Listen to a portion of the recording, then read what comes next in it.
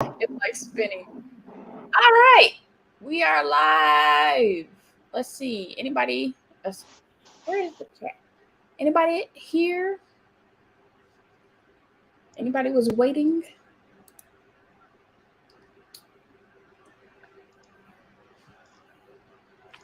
Is it okay if I share the how do people get in here to be on the live? Because I know we own this Okay. issue, but Let me listen, I post. could just Um, Let me go to my because I know I got the link on all the social medias, so we can. I might just start telling people to pull up. Good shit.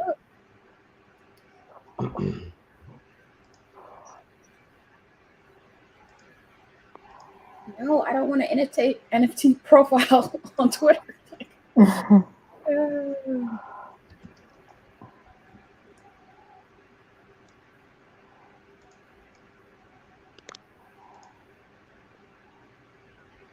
Okay.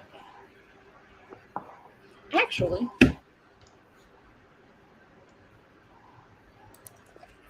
if I just go to my YouTubes, because we're live, so I could just copy and paste that link for y'all. I got to get a dual screen setup for this machine. This one screen shit ain't working. That link for y'all. Oops, sorry. It's driving me crazy.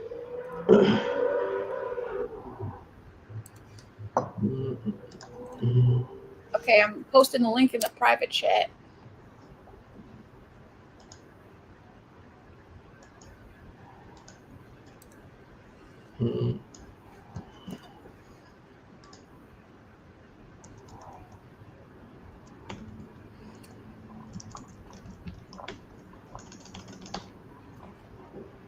Then I can also text it to me, just in case you want to text somebody.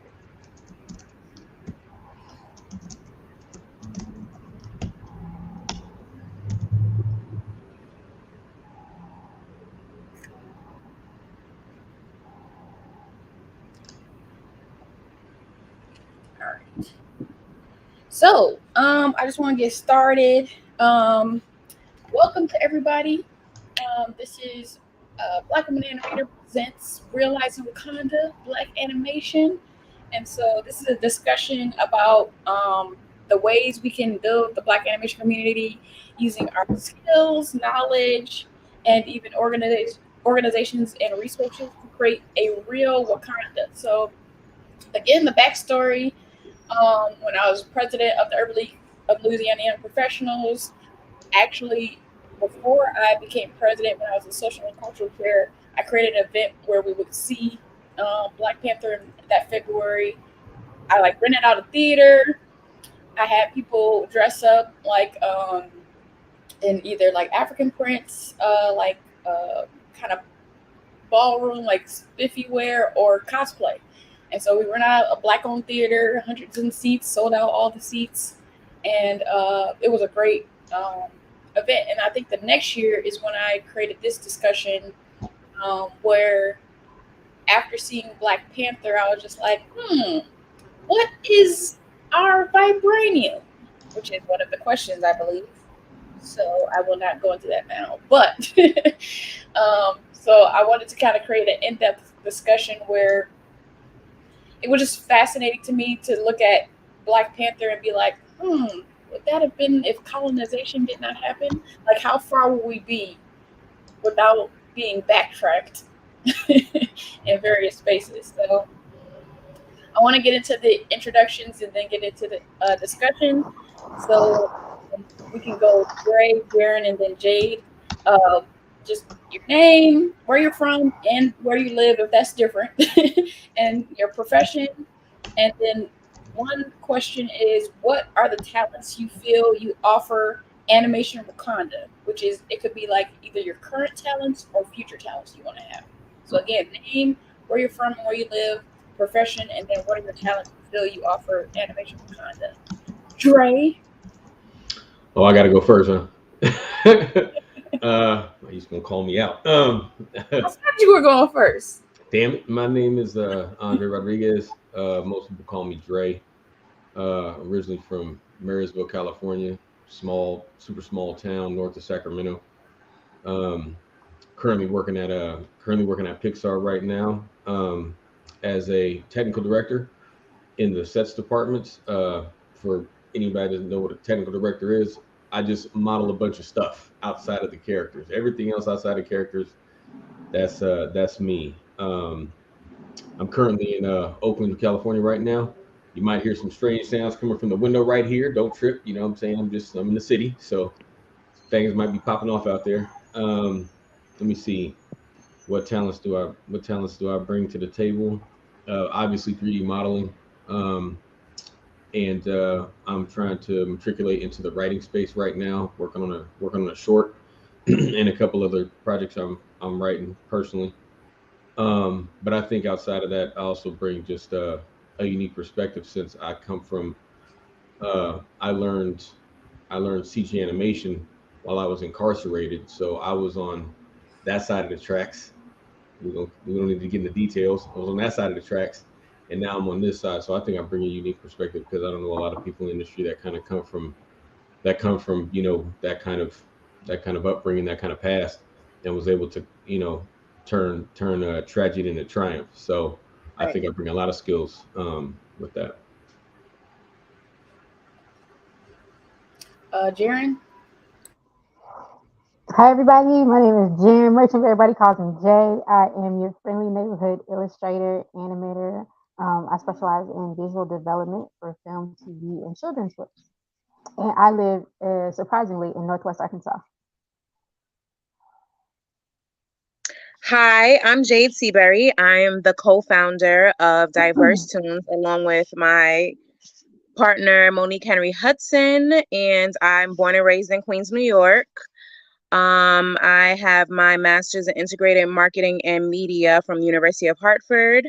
I am a publicist and I am an associate indie movie producer. Um, on all platforms right now is my film Respect the Jooks. So find that, look at it, check it out, review us on IMDb. Hey, So what else? I think I bring to the table a unique perspective in the animation world. A lot of people don't have their social media, they don't pitch themselves properly, they don't advertise themselves. Um, so often when I see that, I try to, when I bring them on panels and have them present on diverse tunes and things that and events that we host, I pull them to the side and I try to bring my unique perspectives to the table and what I've learned over the years, and I teach them how to market themselves. I teach them what they could be doing better, from a communications perspective. So that's what I bring to the table. Jade, did you see your talent that you bring to the real Well, anime? that's what I feel my talent is, communications and my marketing perspective. Hey, Jaren, sorry. Did you say what you bring to the table, Jaren? I You didn't say it at the end. I don't think. what do I bring to the table? I Animation think con. I too bring a unique perspective, and I'm also um, I have I can see the long game, the big picture, whereas we tend to get hyper focused on specific areas. I can see the long game. Cool. So all of the unique perspectives that everybody brings is why they're on this panel. Because some people kind of get caught up in what they don't want to say. And I feel like these people on the panel are just like, I'm going to say it. So that's why I chose these particular people. And hello. Thank you for. Hey. What's good? Sleepy Gallows Studio. I like that name. All right. So to get into the first question, if we think about the real world, what do you feel is our vibranium? And everybody can have a different answer if they want. And anybody can start. But what do you feel is our vibranium?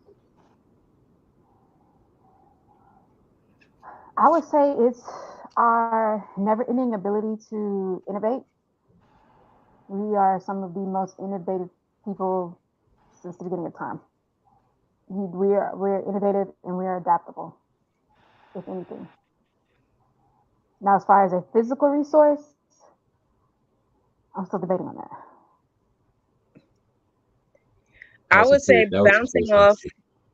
Yeah, I would say bouncing off what Jay said, it's we reinvent ourselves. I feel like our people are some of the most like fascinating individuals. We can, reinvent ourselves in new ways every single day. Like this is like my second, spin in life, I would say, because I was a publicist my first 10 years coming out of college. I had my own PR firm. And so yesterday, all day yesterday, I was at the inaugural, celebration for Newark's mayor and the councilman, because my previous client in my PR days, Do It All Do Kelly from Laws of the Underground, he is now the first hip hop artist to ever become councilman of the West Ward of Newark. So I went to his celebration and we're still friends to this day. So I had to be there. I was never going to miss that. And I was on his first campaign in 2018, right before I started Diverse Tunes. And when we lost, but now to come back full circle 4 years later to see him win and went off at that in a runoff election because there was so much craziness with the first election. People, they closed down polling locations. They made senior citizens hard that have been polling in some locations for 35 years. They changed their polling locations. They put it in basements where people had to put their grandparents on their backs and take them down 4 flights of stairs just to vote.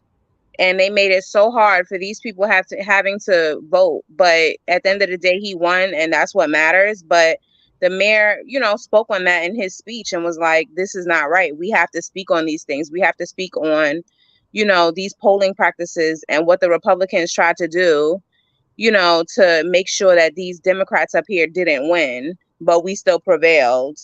And I'm glad that he spoke on it because, it's so much going on in this world and it's so much, that they're trying to put us down and make sure our people don't win. But you saw nothing but color up there. There's 4 Latinos and 5 Blacks, all councilmen and women. So it's just like, you can't stop progress. When it's really supposed to prevail, it prevails at the end of the day. So it was just, I hear a documentary right there. That's good. yeah, I want to see that.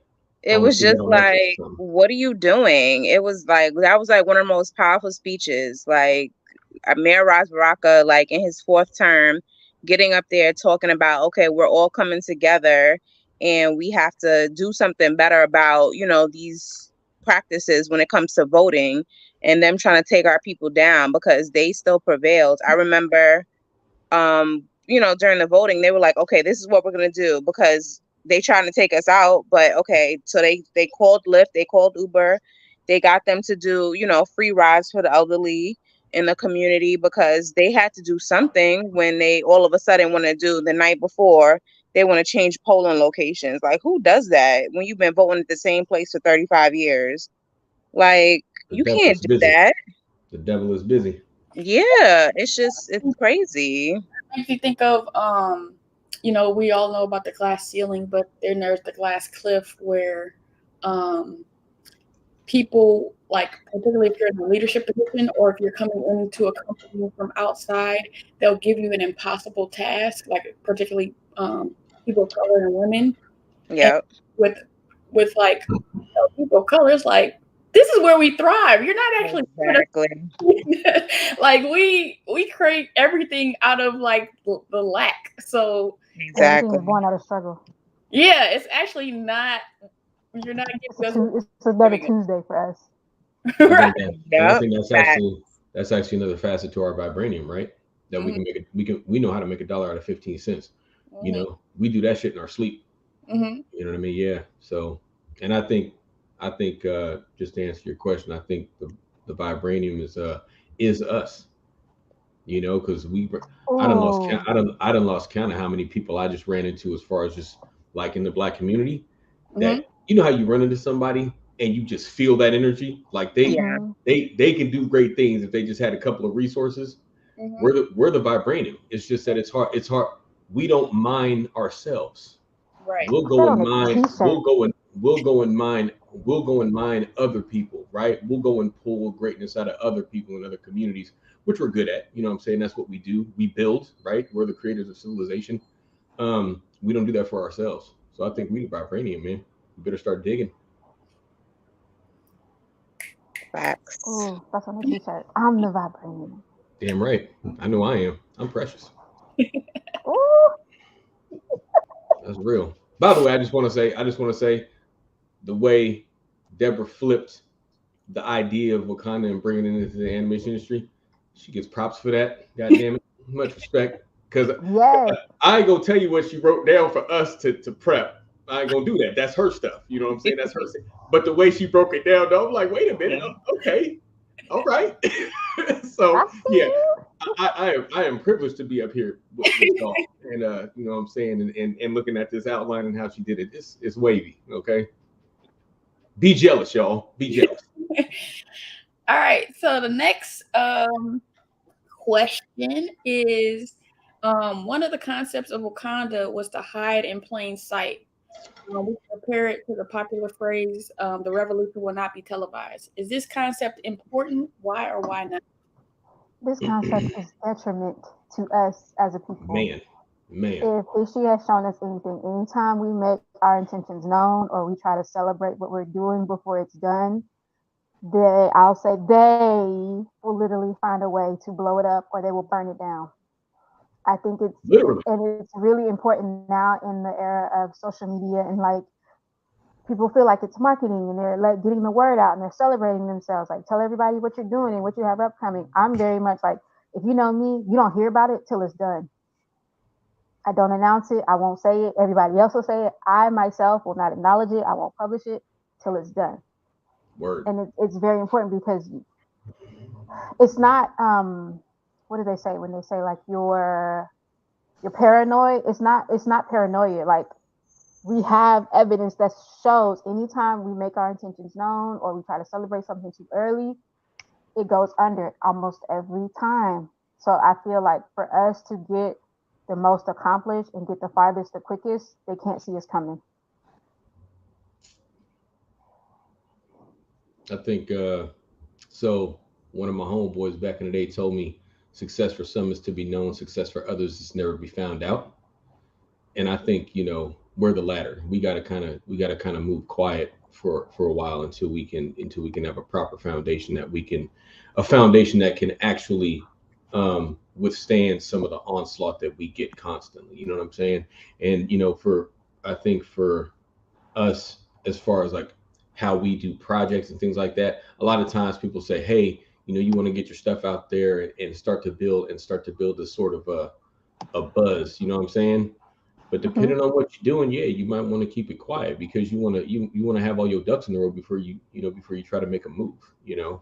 And like Jay was saying, that's real. Like as soon as we make our intentions known, we're in danger, right then and there. And ducks in a row could be like copyright trademark. Say that again, Deborah. Say it again. Ducks in a row could be copyright and trademark. Right. Real no, but for real though, like whenever, I don't know what it is about specifically Black success, and that's across the diaspora, everyone else finds it extremely threatening and they want to stomp it out the minute they see it. If they, like, you don't even have to have reached the goal yet. They can see you on the trajectory. What can I do to throw you off? You know, I think it comes down to guilt, really. I think people here, you know, people always say like, you know, yeah, I think people here, you know, in America, they pretend like, you know, they don't know what's going on or whatever, but people know how, you know, how our community has been treated over the years, right? And you know, when you think about people that carry that guilt, they internalize it. They're thinking, man, if I was in that situation and I got some power, here's what I would do. Well, here's the thing: we're not y'all, okay? We're not vengeful, okay? We don't do that. That's not what we do. If you look through history, if you look through history, we've had many times where we've had the upper hand, and when we had that upper hand, what do? We lifted people up instead of worrying about, getting revenge or getting our comeuppance or whatever. You know what I'm saying? A good case in point, look at what Mandela did when he got out of prison. Okay. I'm not gonna go into details. Go look for yourself. Look at what he did when he got out. Okay. We don't do that kind of stuff. But people with that guilt, when you carry that guilt, you're gonna see those demons everywhere, right? Those demons is on their back, and that's what they see. Well, rest assured, we ain't trying to do that. I'm busy trying to build my community. I ain't worried about y'all. We cooked y'all food, like. Okay. I think so. Like, to tie that back to animation, I feel like we've made progress, but there's still like so far to go. In order to get there, I know like people want to do their crowdfunding and stuff, but I feel like we have to figure out a way to essentially create almost like not a secret pipeline, but a silent one.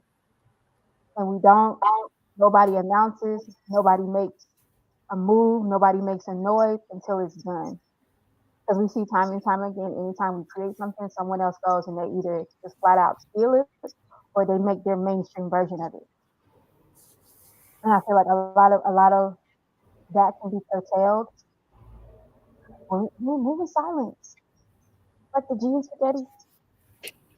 G's moving silence like lasagna. That's a spaghetti. My bad. I messed that all up. I'm about moving in silence with certain things. It depends, because there's many projects and we've been offered money and I've never said thing about that, because please, it was in the height of the protests and it was, and we were offered what, $5,000, and I was so excited. I called Dre. I was like, yo, we getting money. This is what we gonna do. I was just like, okay. But I was like, look, until I get a check in my hand, we'll see. And I was hearing through the grapevine, people was getting offered jobs and then it was falling through. People were getting offered, these big time, they were moving to California for gigs and that wasn't happening.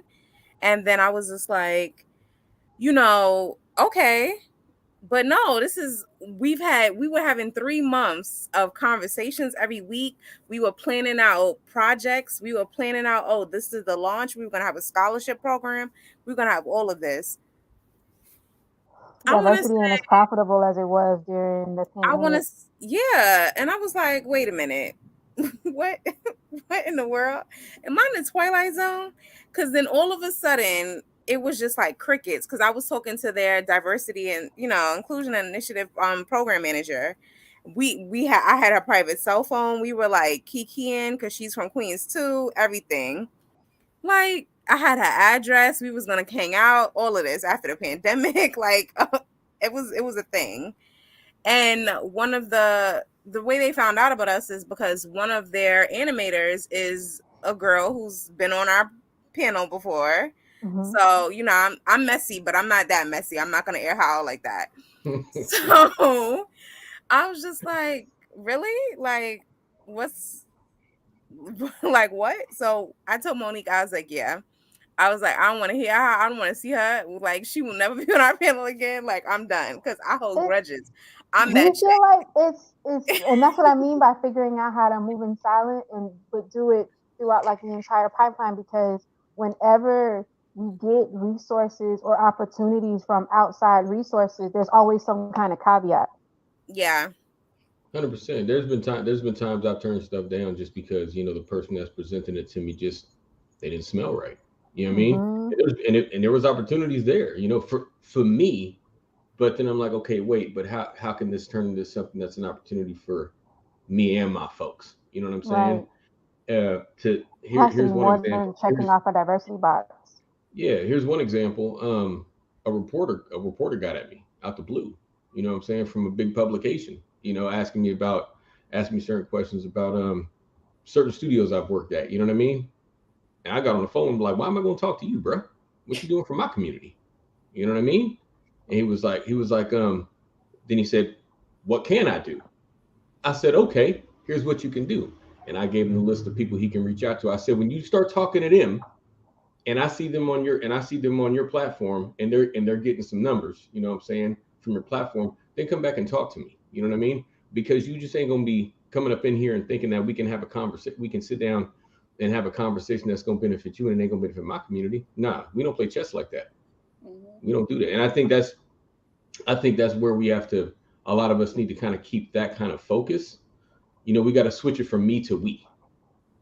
You know what I mean? And I think a lot of times when people get offers, when people get opportunities that come to them, they start thinking, oh, this is good for me. Oh, it'll be good for my folks later. Sometimes later never comes. You know what I'm saying? So I kind of voice the opinion from the get-go. Like, listen, when you talking to me, you talking to my community too. Don't get it twisted. You ain't gonna separate me from my roots. It ain't happening. You talking to 10,000 people when you talking to me. Understand that, and they'll know who you are.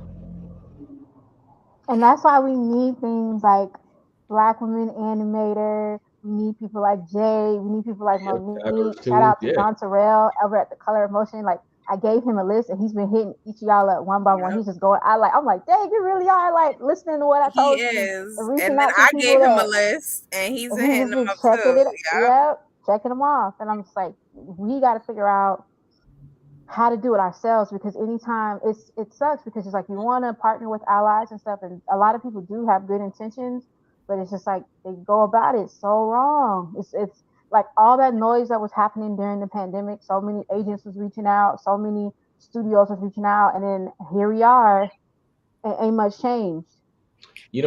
Those like black backgrounds with white text was coming out. I was like, the only people I believe is Sesame Street, because they not new to this, they true to this. Let me tell you something. Sesame Street is with it. Sesame Street they've always been with it. Like people of color, like it was literally created for us. So I believe. I will say this. I got a couple allies in my corner, right? And one thing I tell them, I say, listen, are you cool being utilized as a tool? Because you're not a captain on this ship. Okay? Understand. How do they respond? How do they respond to that? I got people that are like, Drake, call me when you're ready. I'm good. Yeah, that's a big pill to swallow. That sometimes your allyship is getting out of the way. And here's the thing. I think that's why I only give big pills to swallow, so I can figure out who the warriors are. You know what I'm saying? I think we got to start taking the time to drag people into the deep end and see who can swim. Because we ain't got time to play in the kiddie pool, right? We're trying to get things done now. And I think a lot of times if we present things a certain way and see how they react to it, if they lean in, it's like, oh, okay. Because I have folks, matter of fact, I got one of my partners right now who's going to be helping one of our crew with starting a class on training some people to be character modelers. I called him up. He busy as hell. I called him up and was like, I need you. He said, I got you. Whatever you need, let me know. And I connected him with my folks right then and there. I was like, you got time? He said, yep. Got on the Zoom right then and there. And he's cool. It's like, I need to utilize you. That's it. That's what you can do for us as an ally. He said, understandable. And we've talked, you know what I'm saying? I broke down why it has to be this way. You know what I'm saying? Because some of us are worried about relations and some of us are worried about economic power. I'm on the latter. I'm not worried about relations. I don't care who likes me. I'm not for everybody anyway. You know what I'm saying? I'm worried about economic power for my community. And he's cool with that. He was like, I get it. Yeah, for anybody who's like familiar with Michael Harriot, on my social media, I curate it so specifically. Like on my Twitter, on my BlkWmnAnimator Twitter, I follow art and animation people and Michael Harriot, because I need to know what he's saying at all times. He got flames. He got flames. Yeah, he does all the threads, and he did a thread in the past month or so where we all know John Brown, the white ally from several movies, but he's like, we don't know about, I can't remember the guy's name, but we don't know about this group from the Boston, there's like this Boston group where John Brown only went so far, but this other white dude who was an ally, he was willing to go the distance because, racism was happening, racism was happening in Boston. And there was a bunch of white allies, and they were, oh, we'll help you do this. Like, oh, this guy's going to jail. We'll protest. And then when the black people was like, we about to break him out of jail, they're like, I'm out. I don't know. It's getting a little rowdy. We ain't built for this. It was like, the general consensus was like, allies most times will only go but so far. Yeah, pretty much. Yeah. And that's exactly why I explained to them. let me know what you're willing to do, and then I can utilize you accordingly. Let's not do the pretending. You don't need to be here for, you don't need to be here for the whole way. You probably ain't got the right feet for it. You know what I'm saying? You can't walk like that. That's fine. So let me utilize you. Mm-hmm. You know what I'm saying? And yeah, you'd be surprised at how some of them, are willing to take a back seat and just, get in the car and just ride.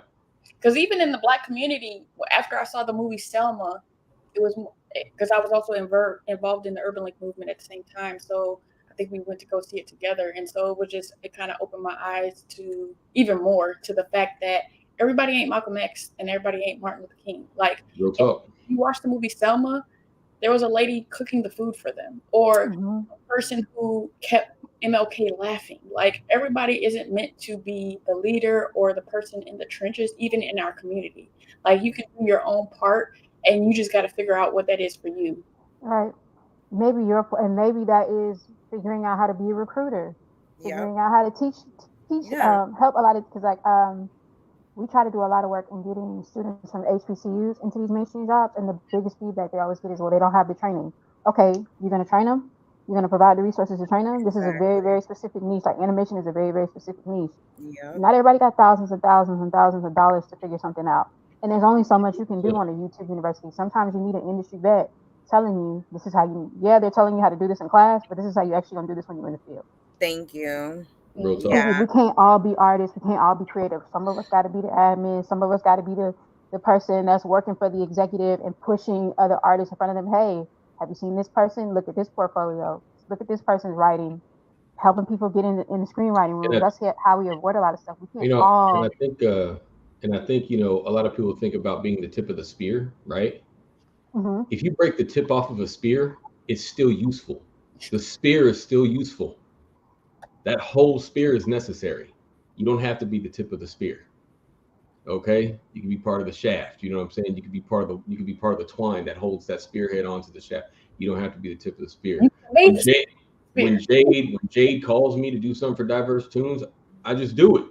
It's that simple. You know what I mean? Dre, I need you over here. All right. Dre, I need you talking about this. All right. Play your position, man, because it's ain't about me. It's about we.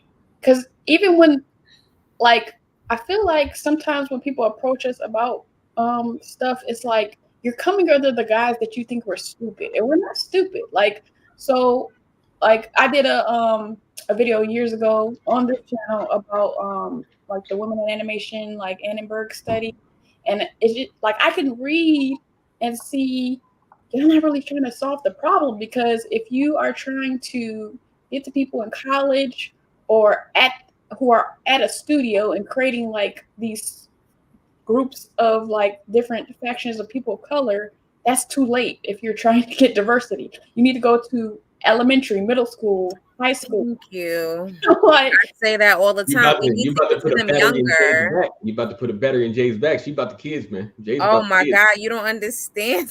You don't understand. Kids, this is what I've been saying. We need to get to them younger. You need to start teaching animation at 5.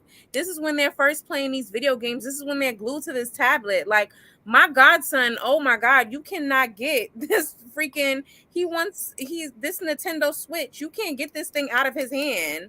Like, and when he's not playing with the Switch, he's on the freaking tablet. He's had a tablet since he was 1. Like, he's attached. Like, and then he wants, oh, auntie, you have to pay for the add-on for the game. I said, you done lost your mind. Not my money. You better you better buy everything free. You better use everything free you can use, and then you better switch to another game. Not my dollars to this. You know how they used to have like the college prep and the tech prep for school? Like, they used to have the college pipeline and the tech, and I mean the say it again. Are you talking about trade or? Yeah, trade. They need a tech pipeline for school as well. Like, you shouldn't, which is why so many people get to college and lose their damn mind, because they have no idea what they want to do. They don't. They have no idea what they want to do. When they should have been doing all of that work. Like, college, it should be all right. I'm stepping to what I'm supposed to be doing. Versus you didn't add it 2-3 years on your college education, because you spent a year and a half just trying to figure out exactly what it is you want to do. Because Bayside High School, when me and Monique went to high school, they used to have traditional art. They used to have just paint and canvas. They scrapped that program when I went the first year of Diverse Tunes. When I went to go request us speaking there, they don't even have art anymore. It's Yeah, now they've all removed arts digital from the schools media. entirely. It's all digital media now. So obviously you see the importance of it. You see that it's, you know, a staple and it can make kids money, and that's why you've replaced it. So it's like they don't even have the music program that we won all these awards for when I went to school. They don't have traditional, you know, just regular choral anymore. Now it's all sound engineering and everything. So it's like you see the need for it. You see that it's important. So it's like, okay, so why aren't you teaching them at a younger age? Why don't you have any schools that are like, oh, okay, we're going to start them off younger so they can know, okay, we can teach you game design. We can teach you this. Like, you see that they're glued to these tablets and that they're glued to all of this technology. So do something about it. You keep saying, oh, it's rotting their brains. It's, you know, get them away from the screens. Now you want to sell them these blue glasses so it doesn't hurt their eyes. Okay, instead of doing that, teach them how they can make money off of it. Right. I don't understand. Talk to Ninja. Because the goal isn't for us to be successful, not I think through the Ninja traditional education pipeline. Ninja made like 40 mil in 1 year from gaming. So I think he's his brain ain't rotten. he's chilling. He's chilling. You know what I'm saying? Yeah. It's I don't know. It's like you said, we got to go back to like the very, very beginning, and even and not just the young people. We can't discount our vets and our older people as well, because there's people who change trajectories after a certain age in life. But the way the animation industry is, I'll say it, the animation industry is ageist. Once you hit a certain age, if you're not already in, you're useless. I think and they're on their way to do that, or they're on their way to push you out. You can be fully capable. You know, you look at like how Deborah compared Wakanda and how to bring Wakanda into animation. When you look at how Wakanda worked, they just focused on them. They didn't think about what the outside world was doing. You know, they didn't think about what's going beyond their borders. They wanted to make, because before you can actually bring any kind of, I don't want to say like paradise, but before you can bring a better world to people, you got to make sure it works in your own backyard first. You know, and I think, you know, when you look at Wakanda, that's what they did. You know, when T'Challa said, rest in peace, Chadwick Boseman, goddamn it. When T'Challa said, you know, we're not concerned with the ways of the outside world. You know, we're concerned with what's going on right here. That's how we've thrived, right? And of course, I'm all about sharing, though. Don't get it twisted. I'm on the side of sharing. But yeah, we got to make sure our backyard's okay first. We got to make sure the stuff is tested and proven. You know what I mean? Instead of looking outside all the time, we got to look inward. That's true. I feel like we also have to acknowledge that there's a game being played and we're forced to play it. Oh yeah. Like 100%. I think we can build our Wakanda, we can build our own animation industry, but we also have to understand we have to like also keep like a foot in their Wakanda as well, just to understand what all is going on, who are the players at hand, how are the rules changing. Because if you know, every time we figure something out, all of a sudden the rules change and no longer applies to us, or we're no longer viable. No doubt. I think right now, I think how we work is we bring the sauce over there, right? And it stays there, right? What we need to start doing is keep the sauce over here. We work over there, and then and whatever we get from that work, we bring it back over here and combine it with our sauce. Exchanging of the resources, Yeah. I think it's we got to kind of reverse that conveyor belt. You know what I'm saying? We got to hit that lever and turn that conveyor belt around. You know, because like there's certain things that only my community is going to get, right? Other people aren't going to get to certain things. You know what I'm saying? There's things in me that are only coming to my community, period. Now, if you want to be an ally and you want to help me put those things into my community and help cultivate and germinate those things, cool. But no, I'm not planting over there in your garden. It's not happening, period. Deborah, as somebody that kind of has like an eagle's view of it all, because you kind of like tapped into all places, spaces, and people. Like, what do you see as like the immediate need, like starting from ground zero? If we were to get started today, right now, Get started with what in particular? as far as like building Wakanda essentially. Just the bodies, like and sectioning off like what each person is willing to do, and that is a good kind of segue into the next portion. You see what I did there? I was trying to like throw Right. you a bone. Segue. Thank you. And Segue. so, let's see. So it's kind of small. Hold on, let me zoom in. So the next part, and I'll zoom in so that people can read this, but the next part is like each tribe had a specific purpose in Wakanda. And so the Panther tribe was the royal family, they were the leadership slash government. The War Dogs was the Central Intelligence Service, and they collect information from across the globe to ensure that the safety of the kingdom. So they were the country protection. The Border Tribe, they protect the borders, disguised as farmers and hunters, deceive foreigners, intruder protection. The Mining Tribe, they mined the vibranium, so that was the ultimate resource. So that, well, I wouldn't get into what they could be. But anyway, the River Tribe, I'm like, oh, something thought. The River Tribe control the waterways, so that was transportation. The Merchant Tribe with commerce and trade, so that was clothing, artifacts, art. That was the economic stability of the country. The Jabari tribe, even though they, sometimes were seen as the enemy, they were practicing old ways without technology, woodworking, carpentry, and agriculture. So they were the tradition and the foundation. So, what are the different tribes of the Black community slash Black animation community and their purpose, or do we need to create tribes? I think we have all of that. I think it's a little bit of both. So I feel like your Panther tribe or your royal family, I think those would be like the strategists. Those are like the Dr. Kings, the Maya Angelou's, the Malcolm X's. Those are people that can see the vision and put together a plan.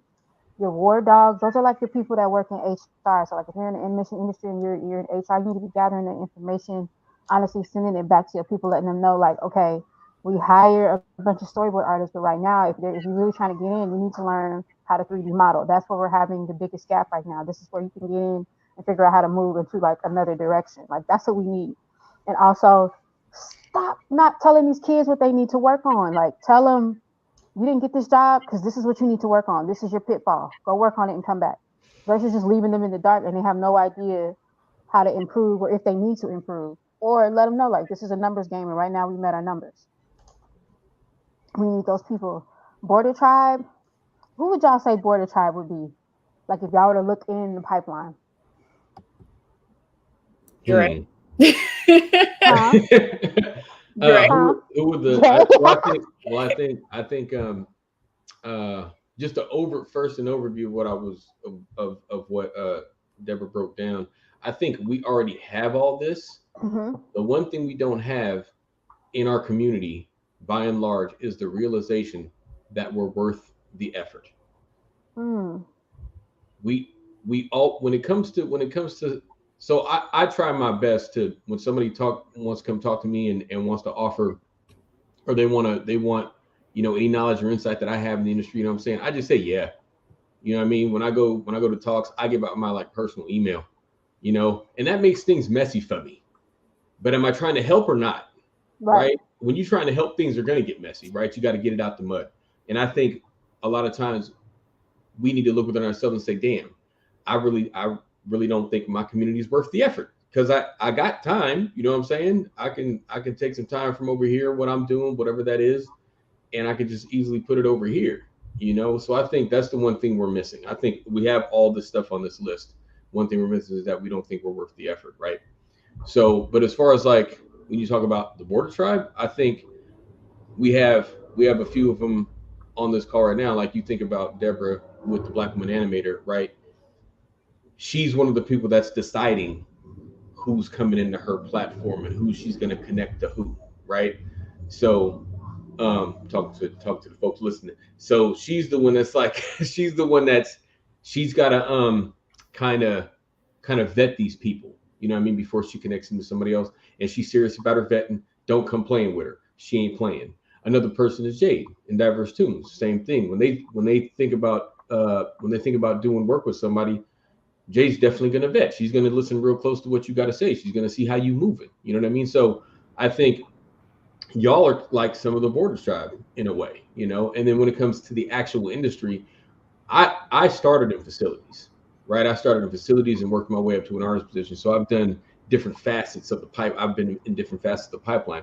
I would consider myself one of those people and wouldn't have a problem with it. You know what I'm saying? Again, everybody wants to be the tip of the spear, but if you got skills on where you can be a person that can understand how to vet somebody and then place them somewhere, which is what the board tribe would do, right? Can this person come in? This person needs to stay out. This person can only come in so far, right? I think there's a lot of us in the industry that are doing that right now. We just don't realize it. We don't look at it that way because, again, we don't think we're worth the effort. Self-love is the best love, everybody. Yeah, and I think, okay, so I have an idea that I'm working on for a video, authentic networking. And part of it is like respecting everyone, because with my platform, like, you know, Jade was saying earlier how she was petty, like I am too. So Petty Pendergrass, damn it. So I too and participate in so the like petty.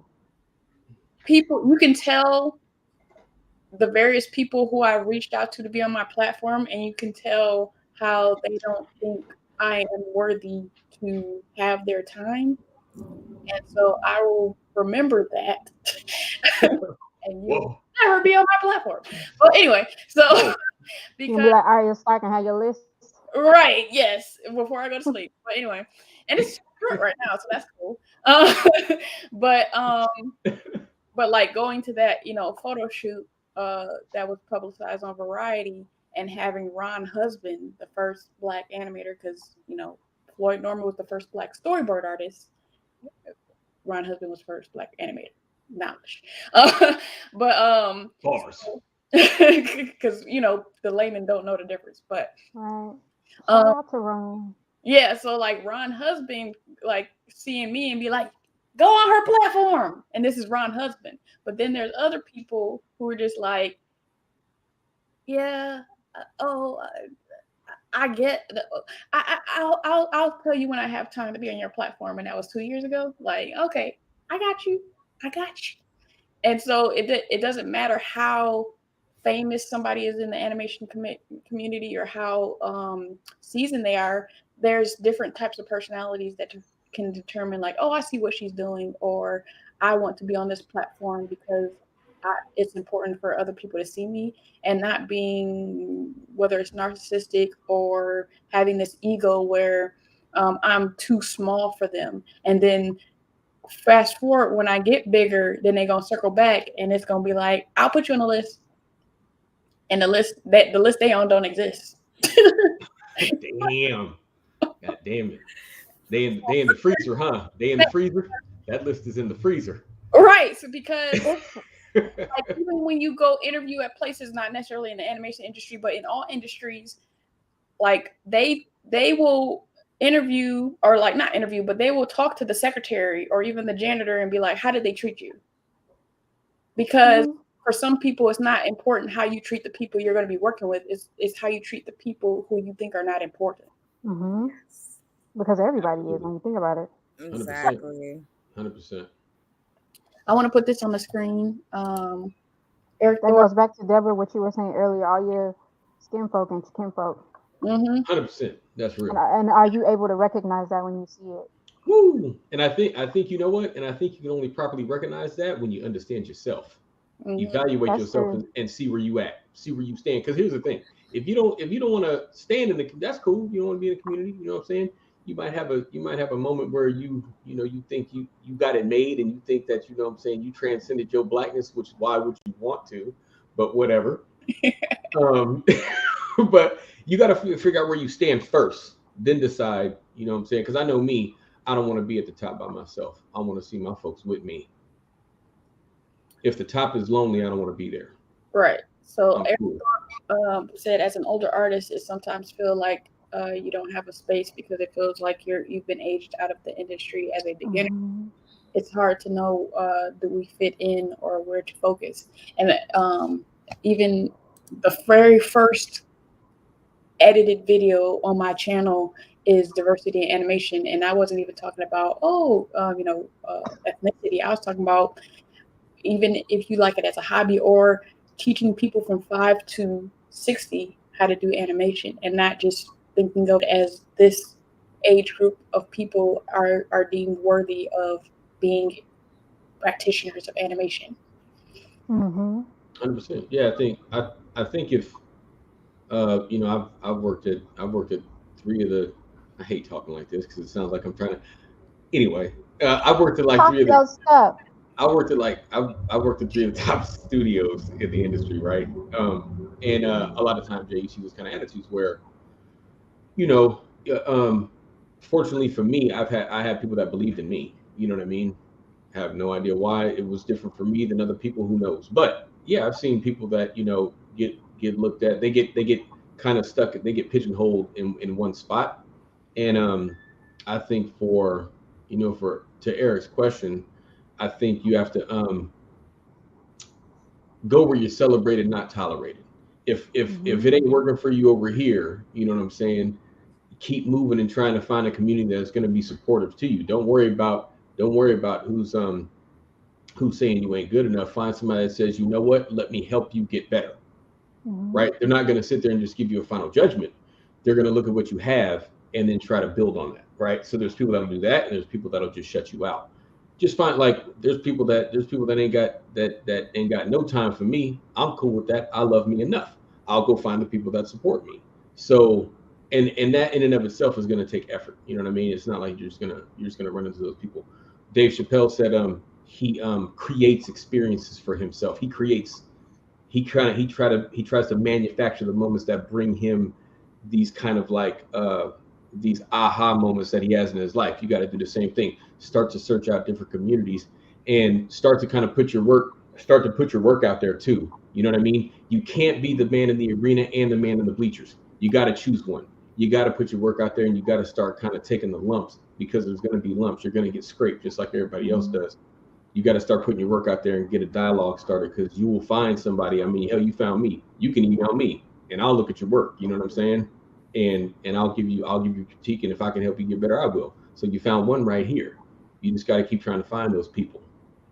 I think also it comes back to what you all both of y'all were saying earlier about ego. Sometimes you got to humble yourself and understand that maybe it's not time for you to be at a DreamWorks or Disney or Netflix. Sometimes you have to start with that small up and coming studio. Just get in and then let your work speak for itself. You know, 100%. 100%. sometimes you gotta work your way up the totem Yeah. pole versus like jumping right in at the top. Yeah. Yeah, And I, Where a big Flicker studio may not. labs.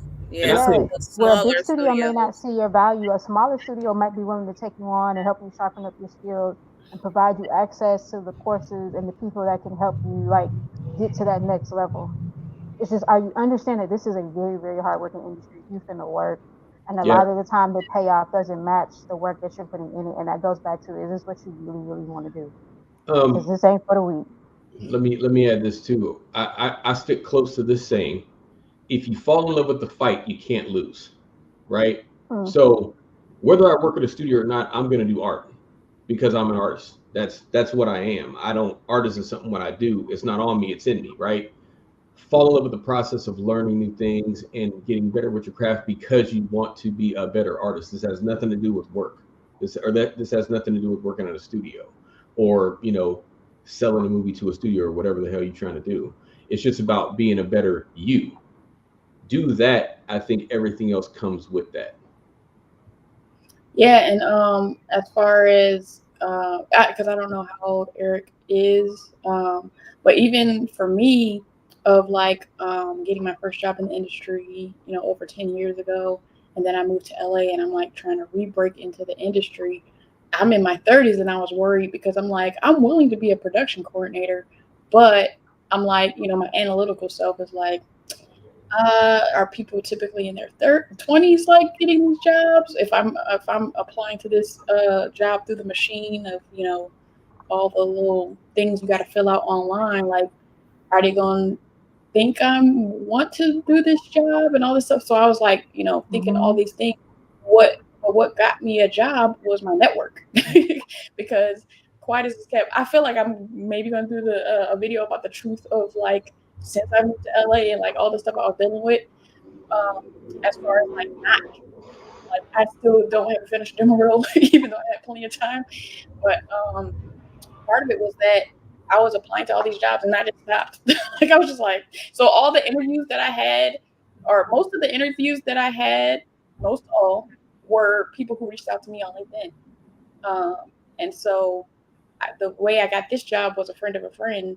And so, and me advocating for myself in my network, like the person who was the initial friend, I had at least 5 separate conversations where I'm just like, so circling back, edging this into these conversations we're having. So, because like my friend was like, oh, I've gotten jobs for all these people. And I'm like, what about me? Can you help me get a job?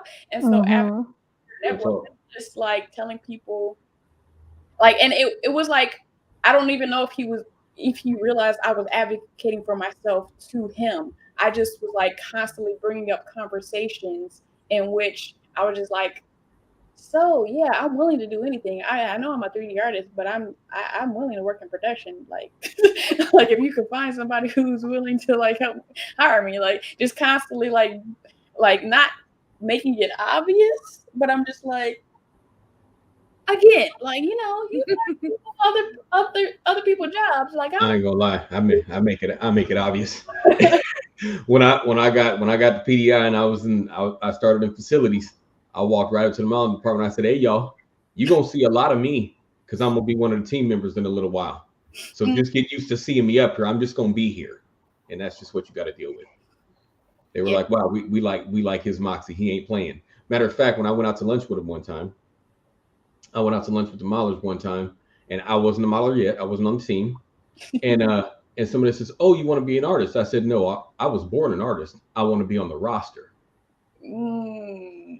Okay, don't try to say what I am now. Don't do that. He was like, "Ooh, okay." Ooh, clutched his pearls. And some people try to rely on the idea that because you're connected, that people are like have you on the front of their mind, and like y'all could be cool, but unless you're like interacting with me all the time, like I can know in the crevices of my brain that you're a writer or you're like a character artist, but the people I talk to most often are in the front of mine. So like I could talk to you, you can like my posts, but that ain't making me think of you when somebody like needs somebody. And but also you gotta be talking to the right people. Even though I have this platform, I'm not an HR person, so you could be like, oh, any writing stuff or any this, like, okay, cool, but I'm not gonna be in that position all the time. You need to be talking to a recruiter. Like you need to be a friend with a recruiter, or the people who are actually hiring. This is where your recruiters, your HR people come into play, or do you know production coordinators? Those are the people that most of the leadership consult when they're like, hey, we need an artist for this, or we need a modeler for this, we need a designer for this. So you should go to the production coordinator. Who do you know in your network? If you're out here paying if you're out here paying these production coordinators and these tech people dust, you should be ashamed, because those are the people who actually help you get up to the next step. 100%. So to quickly go through my thoughts, Panther Tribe, I think that's just, the different factions of, diverse tunes, Black and animated. If we go over to Latinx and animation, Asians animation, those are your leaders in the community. And even, if you think of like Peter Ramsey and Bruce W. Smith, like Floyd Norman, the kind of heads, the prominent people in the industry. Those people could serve different things. War dogs, I think those are the people who like for example, me trying to work with different people of the diaspora of like collecting information, like how does your industry work? How can we work together? Like my thought of like with the Black animation ecosystem, you know, with the various companies, even the company that I work for, they outsource the animation. So they outsource to India, Mexico, Australia, all these things. How can we make the continent a viable player in that where people can be exporting animation to various African countries or even the And the Caribbean? Caribbean. Don't leave us out. I We're said, small but mighty. I said even the Caribbean. And so represent and so like border tribe, we kind of talked about that, the mining tribe as far as the ultimate resource. Like I agree with Dre, the people, and the people, like my thought of recruitment, I think I said this. I know I have the surface level Black animation ecosystem, and then I have a longer doc where I've like thought about this deeply. I don't know which I shared in that video, but something I think of is like when you're on Twitter or on Instagram, these people that create these skits, like those are writers. And so seeing the talent in those people, seeing the talent and the people who are always the head of the conversation on Twitter, like you always see these people starting a conversation. Those people have talent. The people who are creating skits on Instagram, TikTok, Snapchat, all this stuff, that's talent that you can curate into, you know, the Black animation ecosystem. River Tribe, like it, because these things could be not taken literally, but I mean, transportation of who is the vehicle, who is the connector, the networking person, and this could be various people, the merchant tribe, the economic stability of like thinking, how can we have sustainable animation studios outside of the Hollywood, outside of Hollywood? Like, how can we have that McDonald's like franchise or that Starbucks franchise? How can we recreate that in animation to be like, and that was the whole point of the Black animation ecosystem when I created it. How can we tap into what Black people are already interested in and then connect that to our projects? We're already interested in music, concerts, festivals, food. How can we connect that to gain more people interested? Because the way that America has created this, they like for the longest, Disney made it only for kids, and so trying to make it for adults or even trying to make it for, you know, Black people. How can we garner interest in animation as a genre and then bounce off from there? And then the Jabari tribe, that's our veterans, like the OGs who got all the knowledge, like not shoo-shooing them or putting them to the side, but bringing them in and asking them, like, and some of them are still practicing, so respecting them as practitioners and using the wisdom, because like, you know, there's some people that their personality is to learn the hard way. I am not like that. Like if you messed up already and you tell me how you messed up, I'm good. But you messed up that way, okay, I will not do that. I do not have to learn the hard way. Mm-hmm. And so, What's that saying? A smart person learns from their mistakes. A wise person learns from the mistakes of others. right. Yeah, Mm-hmm. that's real. I'm not going to reinvent the wheel. Your wheel looks real nice. Mm-hmm. I'm just going to use that one. Right. That's real. Constructive criticism is definitely needed. Social media just praises artists, but they need to know why they aren't up to industry standard. Man, I'm in so many Facebook groups where people just want to post. They don't want constructive criticism, or they don't even see it as constructive criticism. They just see it as criticism, and it's like, we're not going to grow as a people if you can't be criticized. Mm-hmm. Or like you can't, if you just want to post, like, and if you just want to post and you want to be in the industry, like if this is just a hobby, cool, just post. But if you want to be a viable player, you can't just post. Yeah, that goes back to like this is an industry where you can't afford to have an ego. You can't. You gotta be willing to humble yourself. Real talk. And that goes back to listening to your Jabari tribe. Like the OGs love to talk. They want to hear from you. They're just as passionate about it as we are. Be willing to hush and listen, and actually incorporate the feedback that you're giving. Yes. And remember, the people that the emojis that you're talking to, they had it 10 times harder. 10 times harder. You know what I mean? So, and especially go door to door, make make copies of their portfolio and go door to door. Yeah, I mean they were creating in a time where being good can get you literally killed, right? The jealousy can be so bad that you you can get killed just doing a good job, just being good at something, you know? Yeah, so definitely listen to the OGs, but I also think people, again, search inside yourself, find out where you at. If you're just doing art because you love art, I'm all for that. You know what I mean? Because I do art because I love art too. I just happen to be able to find a space where I can actually make a living at it, right? So I think people need to first decide why are they doing art in the first place. You know, if you're doing it just because you love it, cool. You know, but if you want to be part of a collaborative effort, then you have to approach it as such. You know, it's a collaborative effort. You have to be able to download, process, and then disseminate. That's the job, actually, right? Doesn't matter if you're an artist or if you're in management, if you're the exec, doesn't matter. You have to be able to download, process, and disseminate. That's the actual skill set that's going on when, like, you're working on a big film production or a TV show, or if you're working with a group to make a new comic book or something. It's always download, process, disseminate. You have to be able to do that, and if you can't do that, you're not gonna survive in like a team setting. I think back to Deborah's point, like, if you post with intentionality, post with context. So if you don't, like Deborah said, if you don't want feedback, post and add a caption. Hey, I'm just posting to share with the world, not really looking for feedback. This is what I made. If you want feedback, lead with that. Hey, this is what I've made. This is what I could do with what I know. Any feedback is welcome. Please be respectful. Boom. Most people or just cut your comments off and keep it moving, because I realize that a lot of people, that they feel like, oh, this is their art, and they're very emotional about their art, and it is what it is.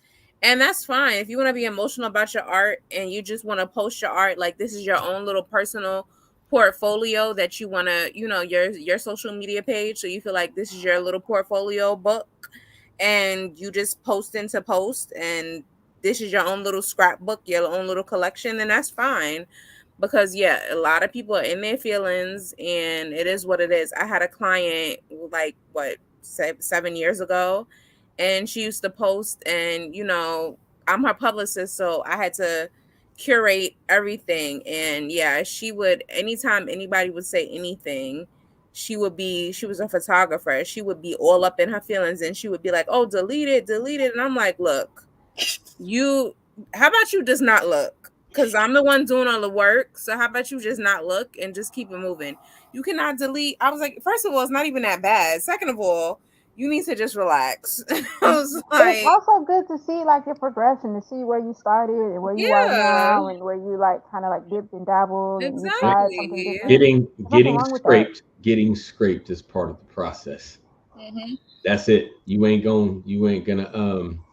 not gonna get away from that. Getting scraped is part of the process. I actually, for me personally, I like improving on what I'm doing, and I like being a better team member. So I tell people all the time, let me know what's going on. I just don't want to know if something's good. If I need to work on something, let me know. And I come from a particular group where you can be like, Dre, that's trash. I'll be like, damn, okay, let me fix that. You know what I'm saying? I'm not gonna take offense to it. You know what I'm saying? It might hurt some feelings. Whatever, you know what I mean? That's just part of the process. That's how it works, you know. That's how I felt like when I had to model my, like, my little, tribal environment, and I'm like, you know, because procrastination, I'm like, okay, I've gotten to a stopping point.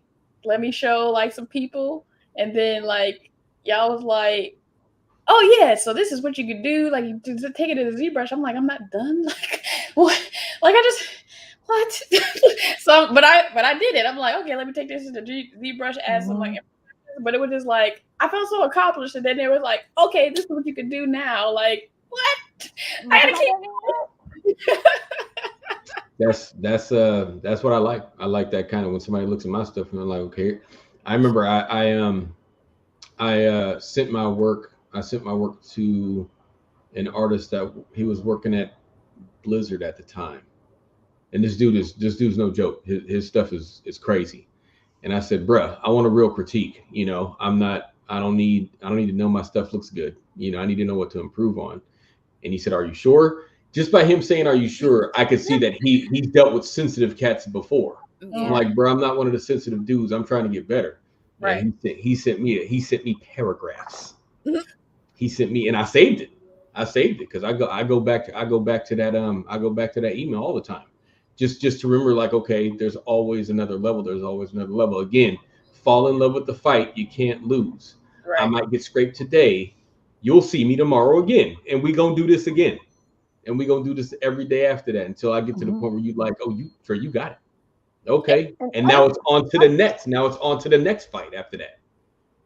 I understand a lot of these people that you're reaching out to are busy, so sometimes they don't have time to hold your hands and to make sure your feelings are okay.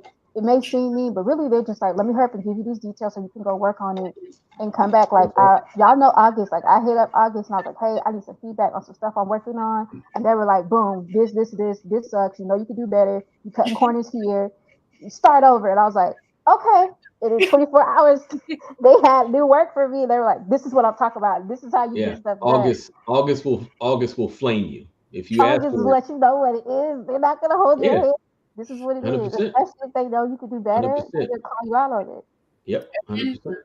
Of like liking to see how you've grown. I've talked to people like, Chase Conley, where he's deleted a bunch of stuff and he regrets it because he's like, I can't see where I came from. And then another point, just to reiterate, just like, Jaren and Jay were saying, of like, you can post it in context. But again, if you are trying to become a part of the industry, know that if you don't want feedback, you are not going to grow and you're not going to get better. So real talk. And again, I will reiterate, that's okay if you just want to do art and have fun with it. That's fine. Mm-hmm. You know what I mean? But if you step into the arena, you hear what's going on right here. You hear what these sisters are saying. You got to be ready for the smoke. It's coming. You know what I'm saying? And it's coming. This is a field where you're never going to get there. There's always something else to learn, something to improve on, something to grow on, another angle to try. You'll never be there. That's the beauty of it. I'm on the same energy. I know that's right. You're looking like a fool. Please help me. Right. My dad prepped me for that well. Man, pass Eric my email, Deborah, and he could just reach out, because I don't know if I type on here I might blow something up or end it. I don't know. I don't want to touch that. And I just want to take a second to thank Don for tuning in.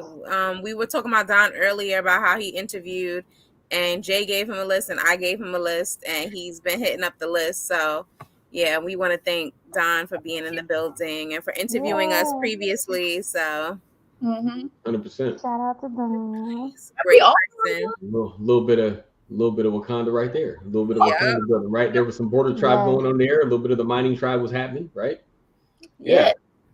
Right. And if y'all want to learn more about these positions and kind of like behind the scenes of what people do, go to things like Diverse Tune, go to BlkWmnAnimator, go to Color in Motion, watch these interviews, because most of the information you're looking for is in these interviews. It's just, are you going to dedicate the time to sit and watch while you sitting here drawing or working on your next masterpiece? Have one of them playing in the background and just hear the knowledge that there's a lot of the questions you want to hit people up directly for. It's already out here on the interwebs. It's just, did you do the work to go and find it?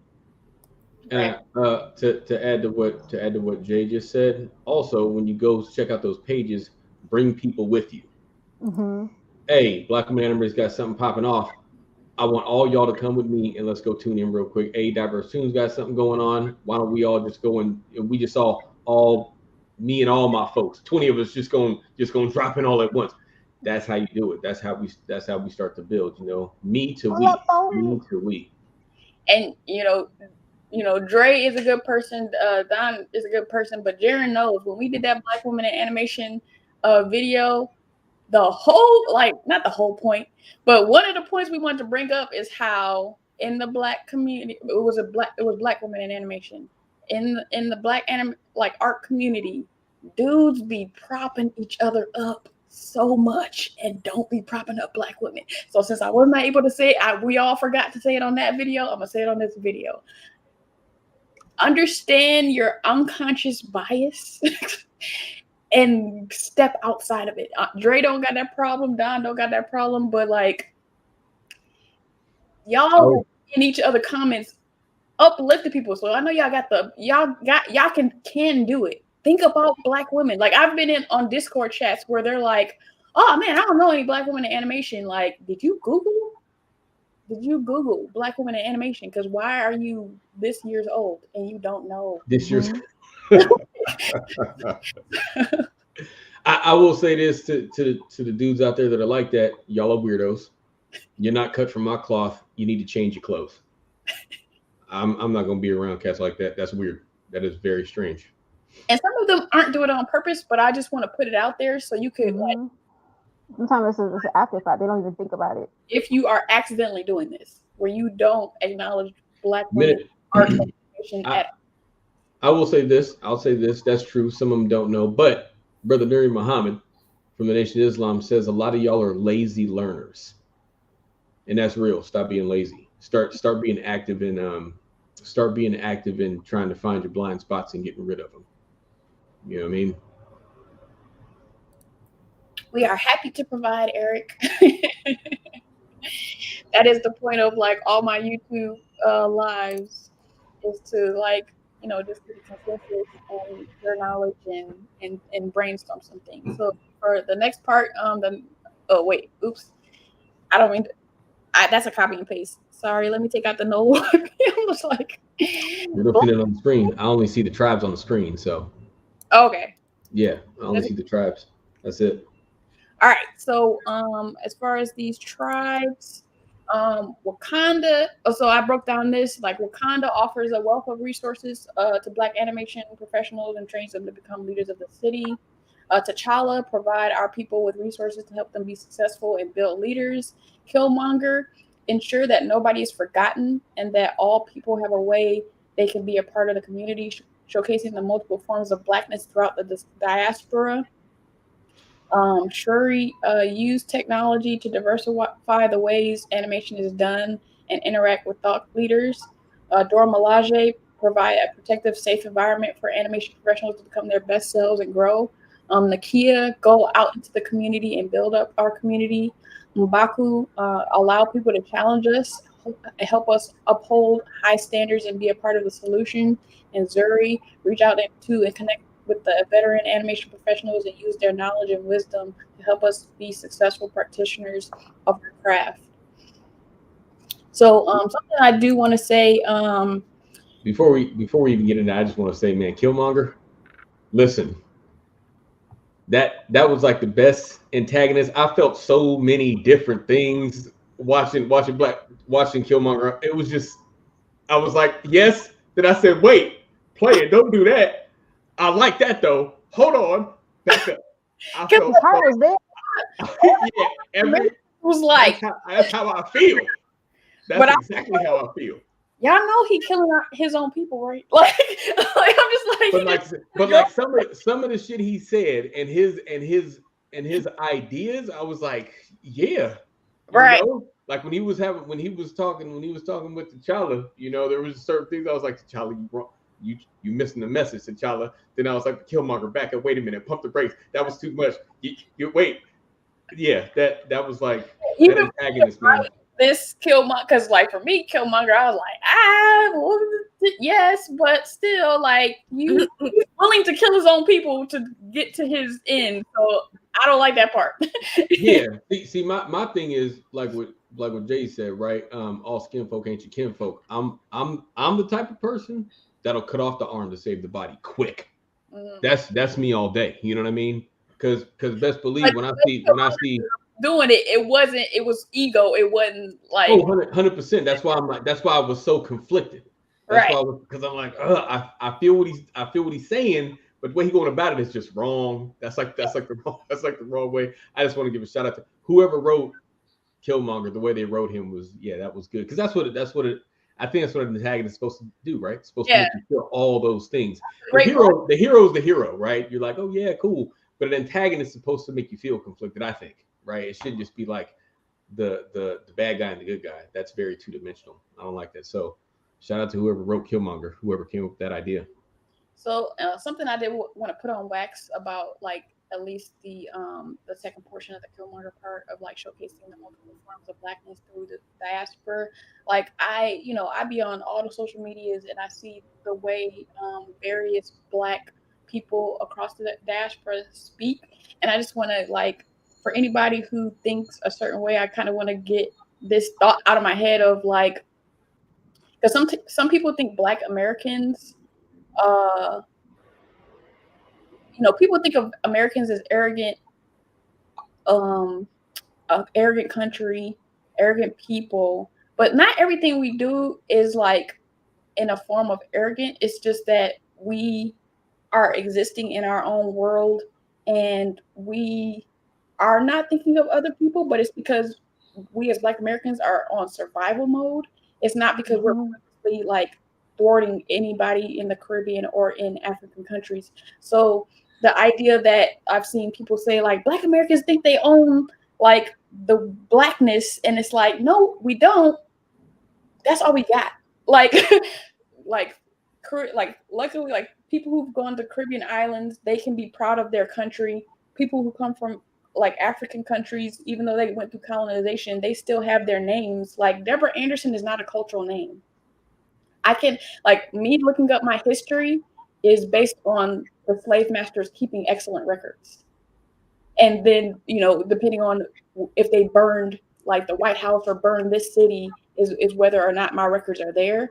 And so as a Black American, we like, I always tell people Caribbean and African people have a superpower.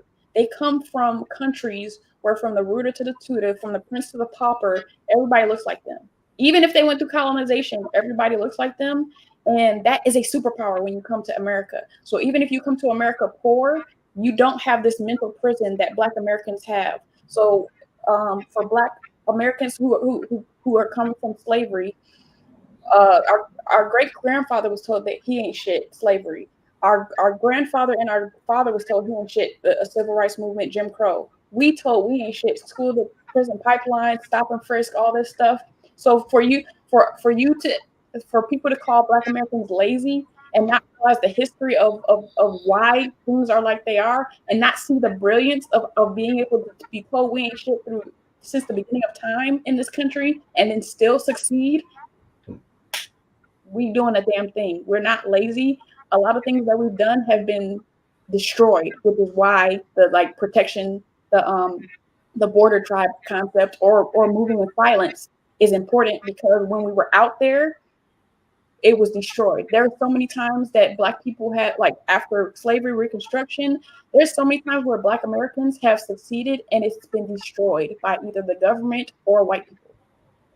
So I think that's the same thing.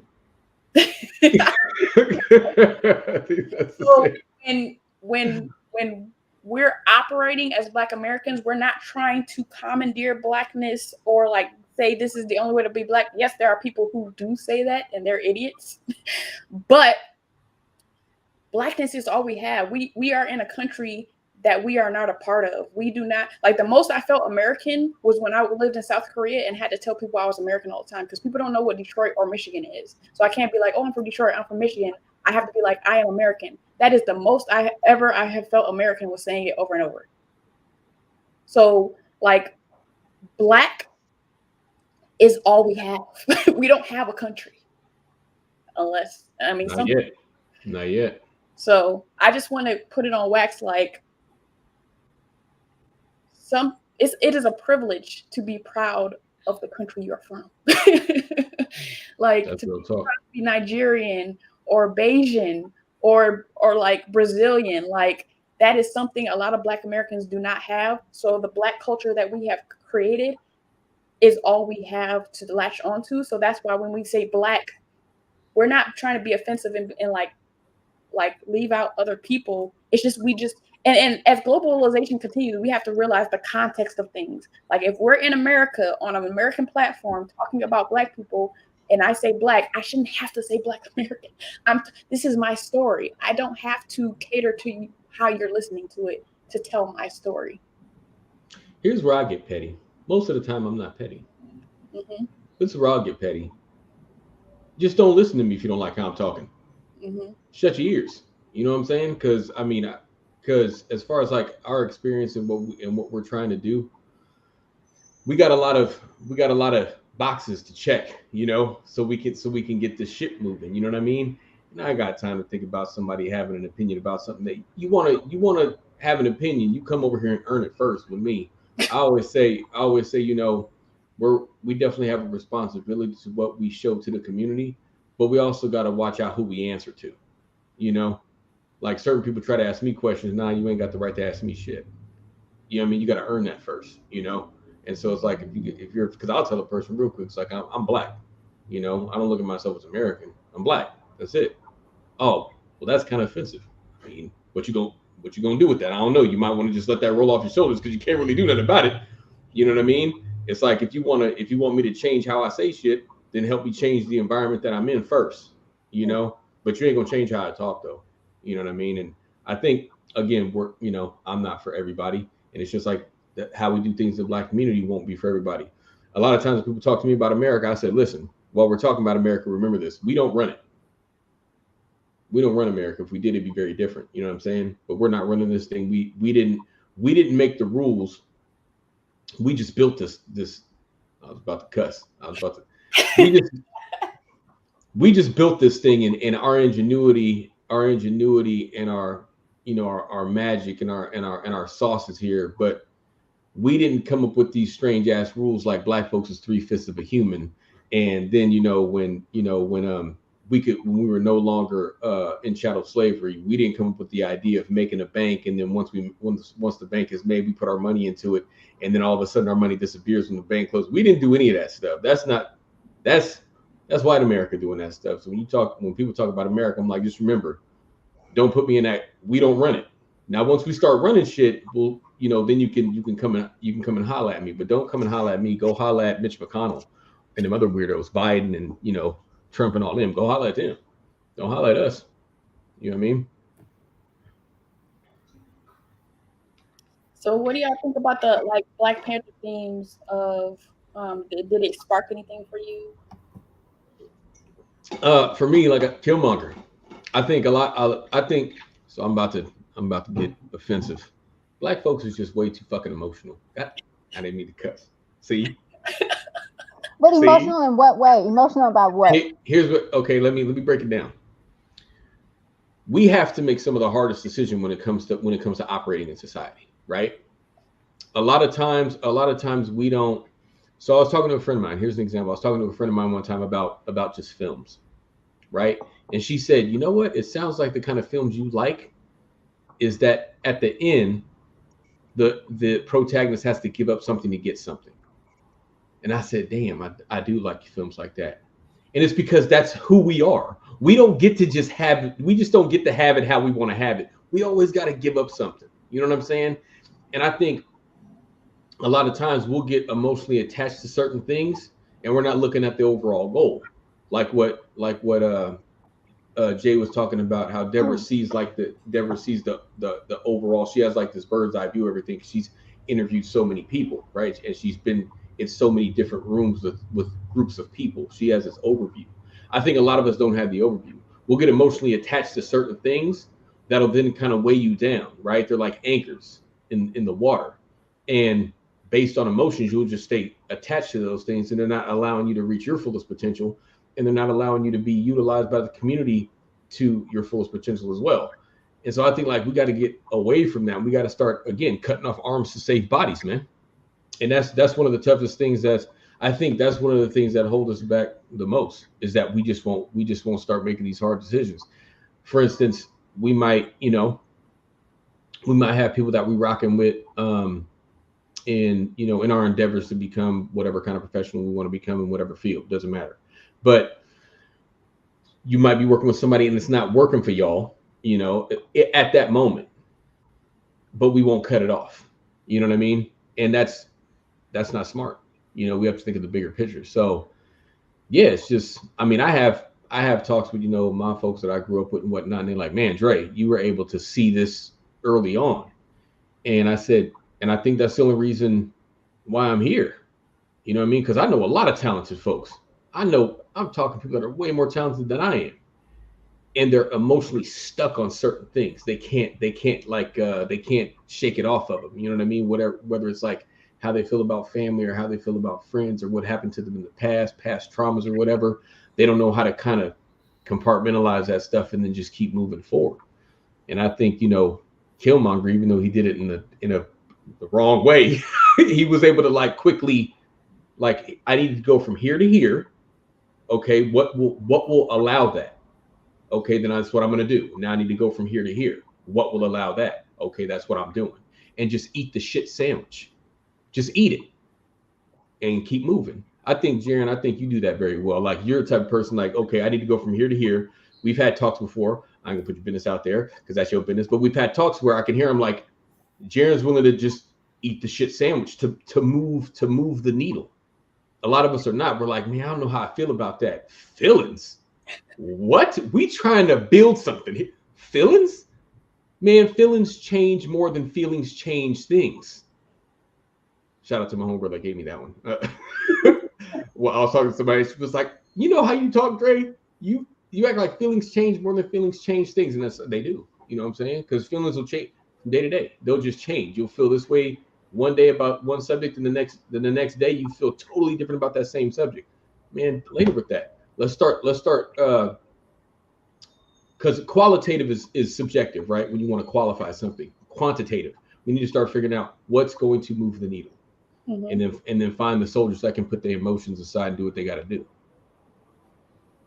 A good story to illustrate what Dre was talking about is there's this story of this woman who made I think it was like meatloaf with her mom, and her meatloaf like her mom would always use the pan and cut part of it off and put it in another pan.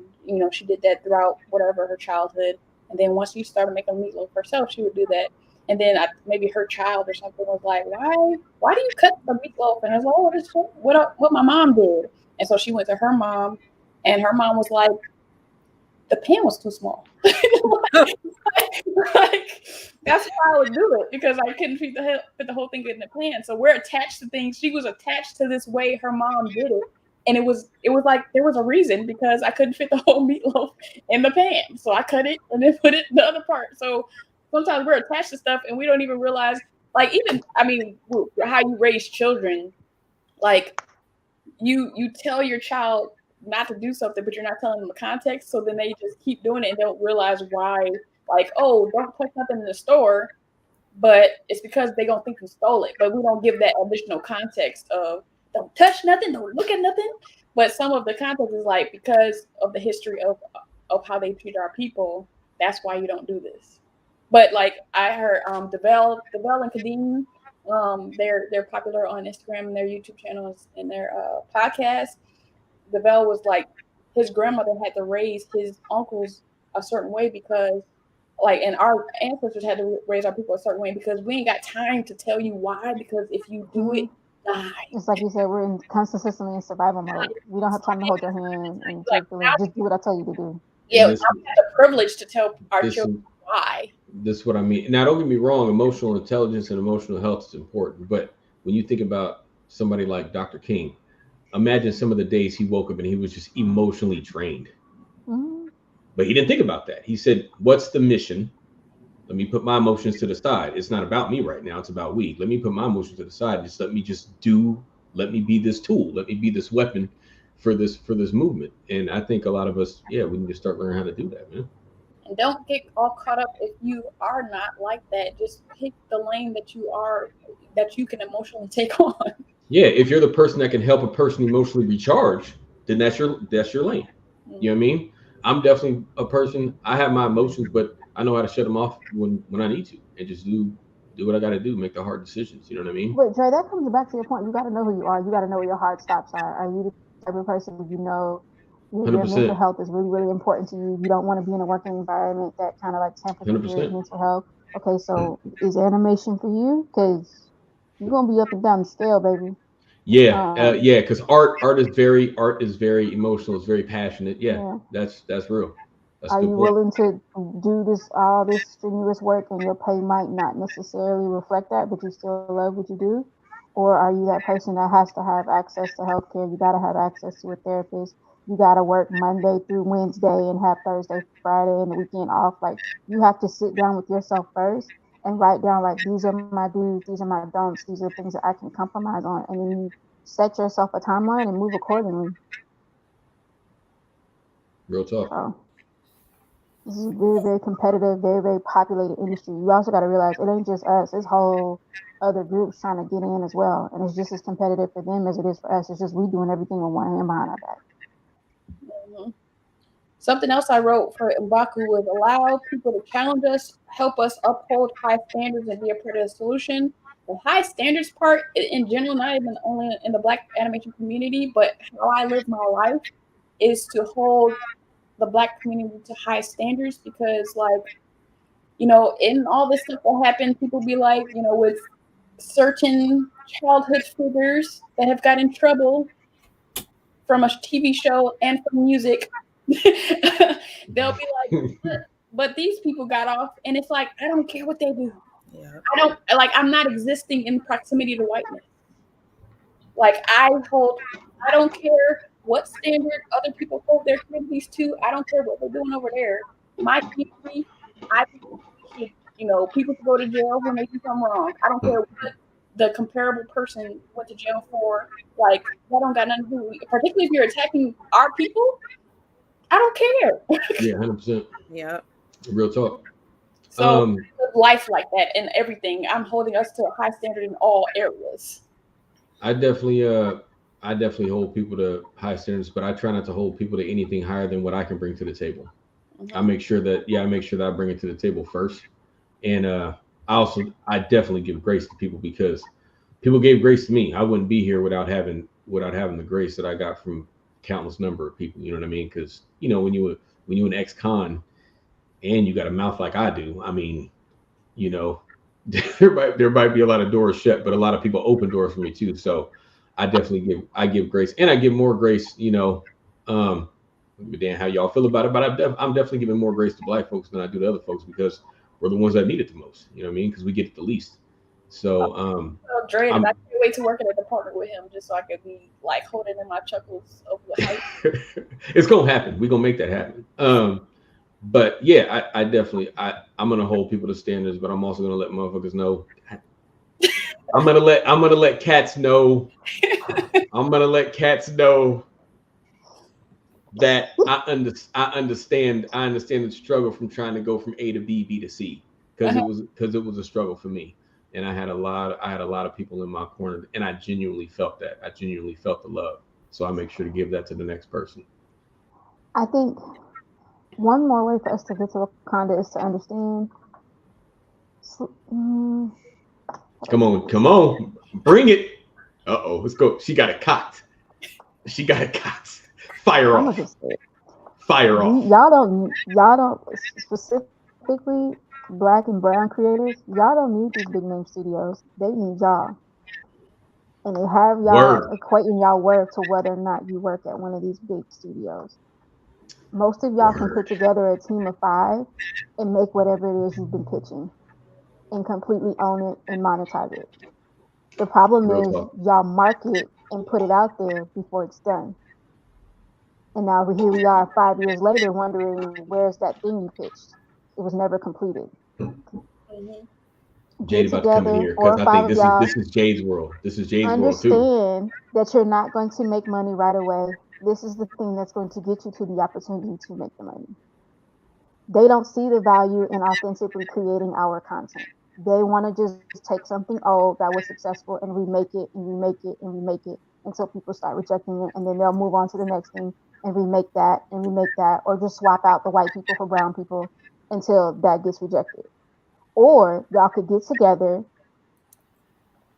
toss out your egos, humble yourselves, and make your project. Understand you're not going to make a whole animated content in a week.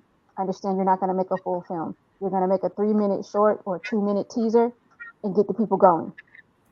Then you're going to implement a market plan. Then you're going to announce, hey, like that TikTok sound, look what I made. Don't do that till you made it. Don't create the Kickstarter. Don't create the Patreon. Make something substantial. Have something in your hand to present to people so people will want to back you. A lot of people make these Kickstarters and these pitches and they're like, well, how am I supposed to get it made? You got to put some skin in the game. Man. You can't just be asking people to donate hundreds and thousands of dollars in this economy and you ain't made nothing. Church. You just got a wonderful idea in a Kickstarter. Come on, it's 4 or 5 of y'all. All y'all do is work on your own anyway. Connect, get together, make the thing. Come to an agreement. You're not going to get paid right away. If and when some type of monetary value comes, if it's 4 of us, we'll split it 4 ways. And just understand that that's going to be your stepping stone to the monetized opportunity. Ain't a lot But of money also, to when trust you in this get in field. these rooms, if you don't know how to pitch, then get somebody, get a publicist, get a marketer, get somebody to go in that room and speak for you. Because if you get in these rooms and you're a bumbling idiot and you've never pitched anything for yourself, then don't start now. Like, get somebody to pitch for you. I'm Or you serious, because talk I've so heard much that some you done horror talked yourself out of an stories. opportunity. Yeah, I've heard some horror 100%. stories, and that doesn't look good. Like, that's not okay. Like, if you've So never my done it biggest thing before, is don't get the start content. now. Yeah, get the content and then go to Jade and be like, help, please. Yep. Real Well, talk. I Because the don't know. I might biggest have thing, to work actually, out the biggest thing is marketing. something. But a lot of people market, well, I'm saying, Jade could be like, point you in the right direction, go to this person, I ain't got it Yeah, right now, I'll or find do somebody to pitch this, for you. or these are the things that you need to do before you go live and launch this. But y'all gotta Yeah, have something, a teaser, something in your hand. People be launching whole Kickstarters and ain't got nothing. yeah, it's bad. Yeah, Ain't got a team. Sharon was saying like, and she said it. It's like, I understand that Black community money is important, but everybody ain't gonna get paid at every step of the way. Like, y'all gonna have to do it together, unpaid. But also, and once you go to somebody you don't know like that, don't expect them to do it for free, like Jade. Please don't. Please don't. But the thing is, Those most of the days are time, you have behind the people me. already in your network that'll work with you. You're just not tapping those people. Don't go to Facts. Matthew And Cherry and be like, I can you will direct this? and I will say this, keeping it with Wakanda, right? When you're mining for vibranium, you're mining. That's working through the dirt to get to the vibranium. The vibranium ain't at the top, right? You gotta dig. You feel me? You gotta do that work. My You free gotta get days them are hands behind dirty. me. I don't do that. I don't do that no more. What does Issa Jade say? is booked and busy, y'all. I sure Okay. am too busy. Okay. What does Issa Don't say? get it twisted. Network across. Oh yeah, lateral Network across. movement. Lateral movement. Absolutely. Look to your And left if and to people your right. really believe in what you're doing and they know your work ethic and they know you're somebody who delivers, even if they don't necessarily provide their services for free, they'll figure out a way to get you some help. Yeah. I look, Absolutely. I'm still paying back my $80,000 master's degree. Okay, so look, Listen. I'm still paying off school loans. My whole thing is just like, understand there's more than just monetary value. Sometimes you may Yeah. have somebody who is willing to work with you and you know they Trade. cost Yep. thousands of dollars, but they're willing to trade skills with you. Oops, Or sorry. understand that at some point they're helping you now. Later on the line, when they tap you, it's time for you to pony up. Don put some spicy stuff in the chat. Yep, that's a good question. They do, but it's. I just wanted to share this right quick. It's because He put some spicy in the chat. Go, Don. I'm trying to set it off in here. Put the hot sauce up. Okay. All right. I'm gonna share that. We're gonna go. But dang it, how do I switch? Ugh, I'm struggling. Hold up. I just wanted to put something funny up.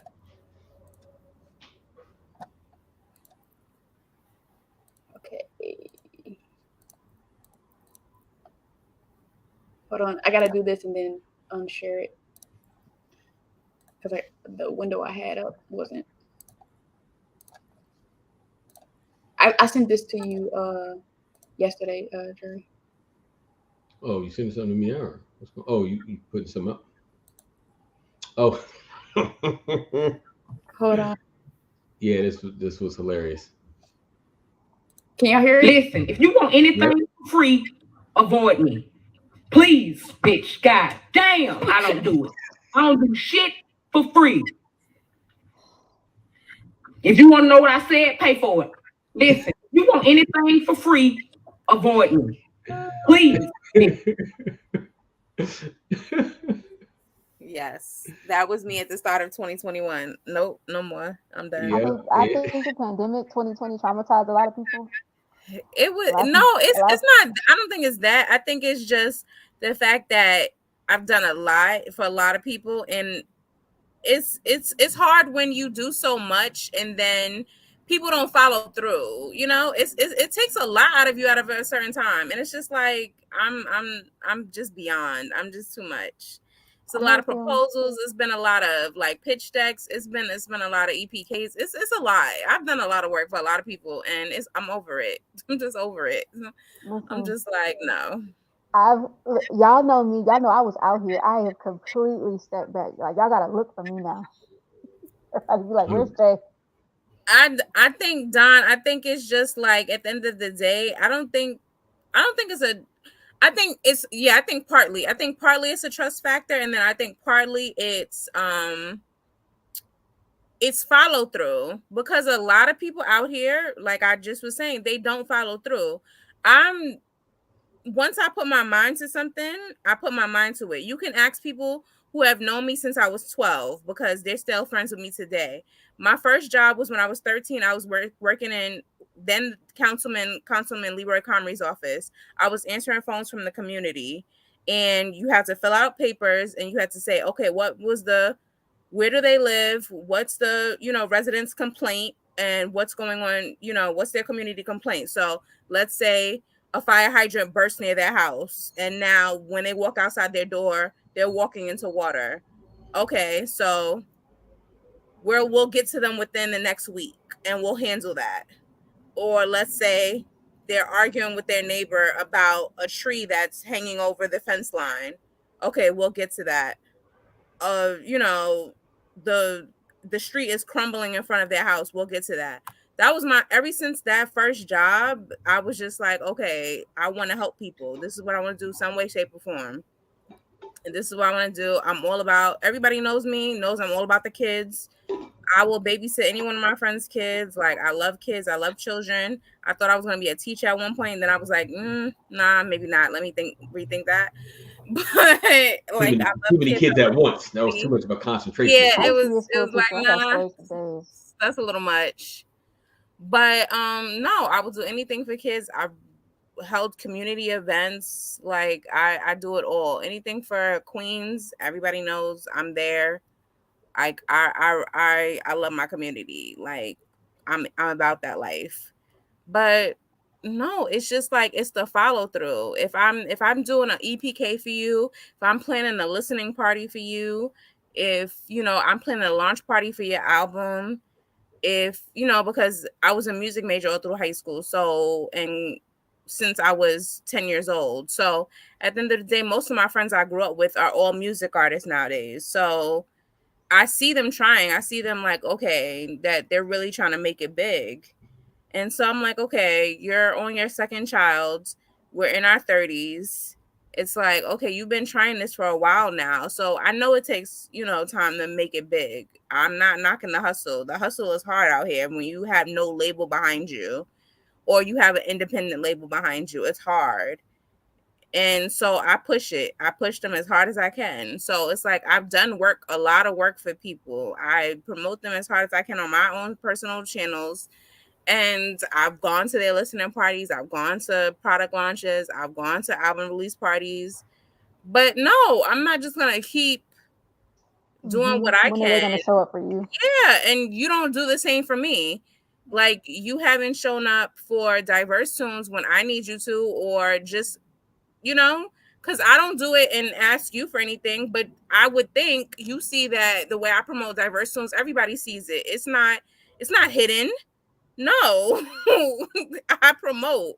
So it's like, if you can't even reshare a post, I don't appreciate that. So then I start to have to look at you sideways. Like, we grew up together. We've known each other since we were 10. And you don't promote the way I don't like that. I don't like stuff like that. And I'm I hold a grudge. Anybody, I hold a grudge. I pray I do not end up on neither one of y'all's lists. And no, Diverse is my number one.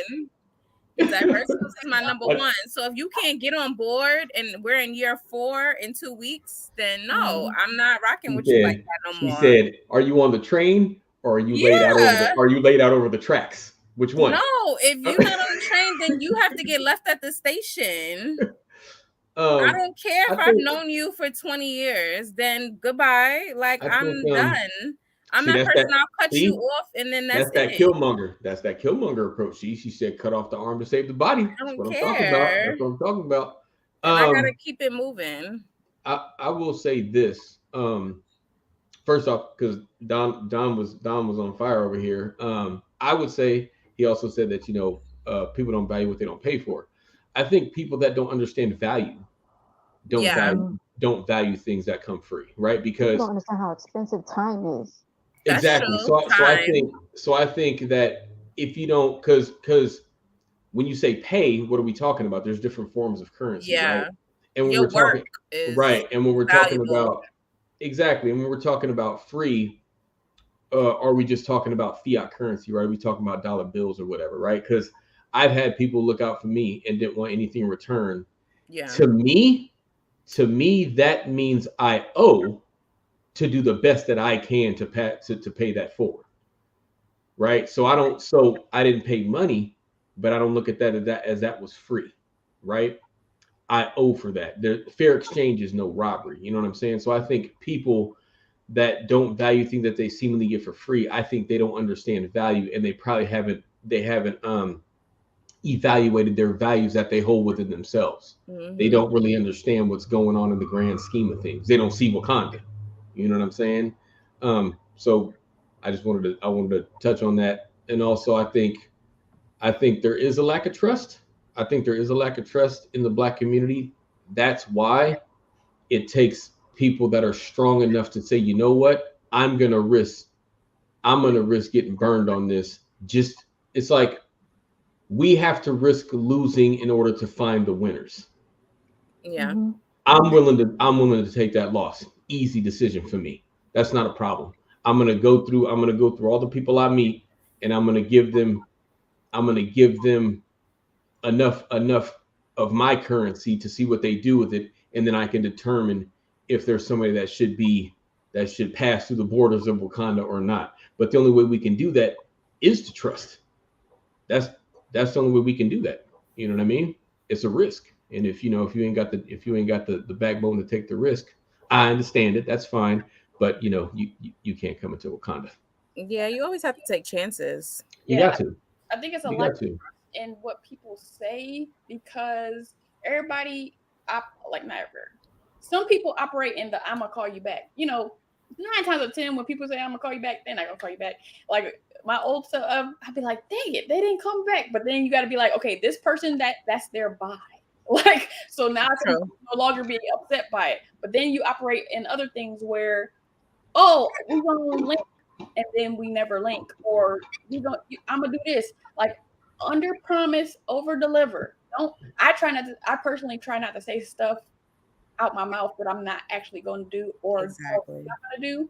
But other people don't operate like that. They just throw out stuff, and then that's where the lack of trust of what people say comes, is because people keep saying, "Oh, I'm gonna do this, I'm gonna do this," and they're not even thinking about it, and because they have good intentions. But then if you keep saying it and they keep not executing, then I don't want to work with you anymore. So be aware of what you're saying, and are you actually capable of it? Are you going to circle back? If you say we're going to have a conversation and then don't ever hit me up, like that is you got to be careful what you say, because then some people are listening. Like some people, they don't notice it at all, but some people are listening to what you're saying. 100%. That's me. I'm that person. I'm like, okay, are we gonna actually link up? I'm like, I give you 2 options. I'm like, okay, so when are we getting together? And then I say, okay, give me 2 dates, and then I'll pick from those 2 dates that work for me. Because if we're not really gonna do it, then just say it. I'd rather you just say it and get it over with. Like, why are you faking the funk? Like, I don't like that. I don't like that. Like, let's not do this, because I'm booked and busy. I don't have time either, but I'll make time for you. If you're important to me, I'm making time for you. That's why I'm saying it. I wouldn't just say it if I didn't want to do it. Like, so why are you doing it? Person I hit up on Instagram where I'm trying to meet all my animation folks, people I interviewed, and we were conversing on Instagram, and then we started planning, and I'm like, wait, is this happening right now? Because so many people in adulthood, it's like, yeah, we should get together. Like, yeah, never happened. Like, give me a date, place, and a time, or else it ain't happening. I suggested it, and in the same conversation, we picked a date and then actually went to lunch. And I just was like, exactly. While what's happening, I'm like, wait. He's like, pick it. I'm like, wait, is this happening right now?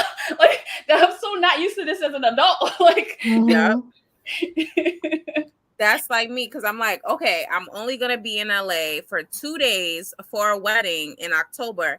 So I said, oh, me and one of my animation friends. So I was like, okay, so I'm going to meet you before I go to the wedding on our. I'm not gonna. I forgot. We're in the world, okay? But on whatever. And I was like, okay, so meet me in the lobby of my hotel. Da da da da. Da da. And so she was like, okay, perfect. Like that's how you make plans. Like I tell you, this is my date. This is my hotel. Da da da da. And it was like, she was like, okay, perfect. I'll meet you at the bar this time. I was like, okay, can't wait to see you actually in person. Because it's been 2 years. We've been like on Zoom. And so that's how you make plans. You wanna like I'm like, I'm gonna be in your neck of the woods and for a wedding on such and such date. And another quick thing I want to say to go back to like when we were talking about holding people to standard, because I want to let people talk. But something else that you said, Dre, that I agree with is like holding people to a standard of what they put out. So like if they only say they're going to do this, I don't hold them to a higher standard than what they said they are capable of. And so I wanted to kind of share that piece of like I've heard Dre say that too. Like not only thinking like, oh, this person said they gonna be this lower level, and I'm holding them to a standard of being an MLK. Like, no, that's not fair. That's not what they said they was. They've made their intentions known. Yeah. So to people to a standard of people who they are. And I think, and I think it's easier. I think empathy is easy for me because of my past. You know what I mean? Mm-hmm. I got a past that can turn a lot of people off. Not that I'm, like I said, I got enough folks in my life and I got self-love and all that, but knowing how that feeling that kind of alienation, it's easy for me to have empathy for other people. It's not an issue for me.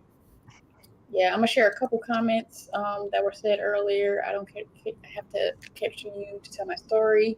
That hit different. Real talk. I definitely recommend y'all's platforms to aspiring animators that reach out to me.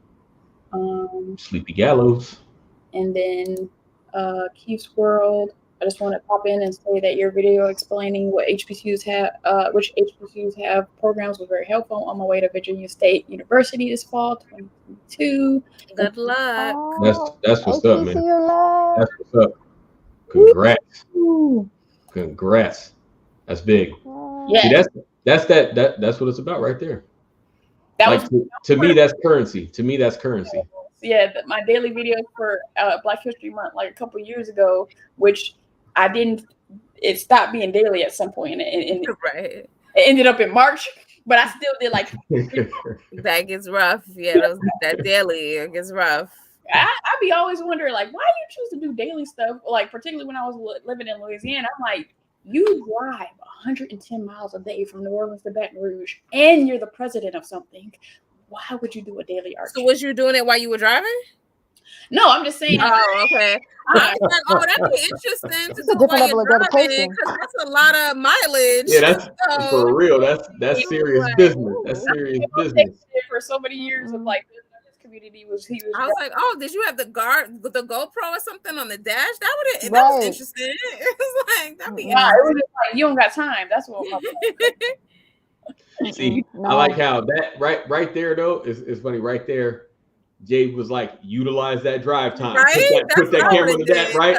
That's what what's his name kept on stage used to do when he had their long commute in LA. Yeah, because daily that would have been the only way that would have been fitting in my schedule, please. That's smart. So you ain't gotta edit it. That's smart. Nah, my stuff was edited videos, like my little the hip hop animation videos. I was like.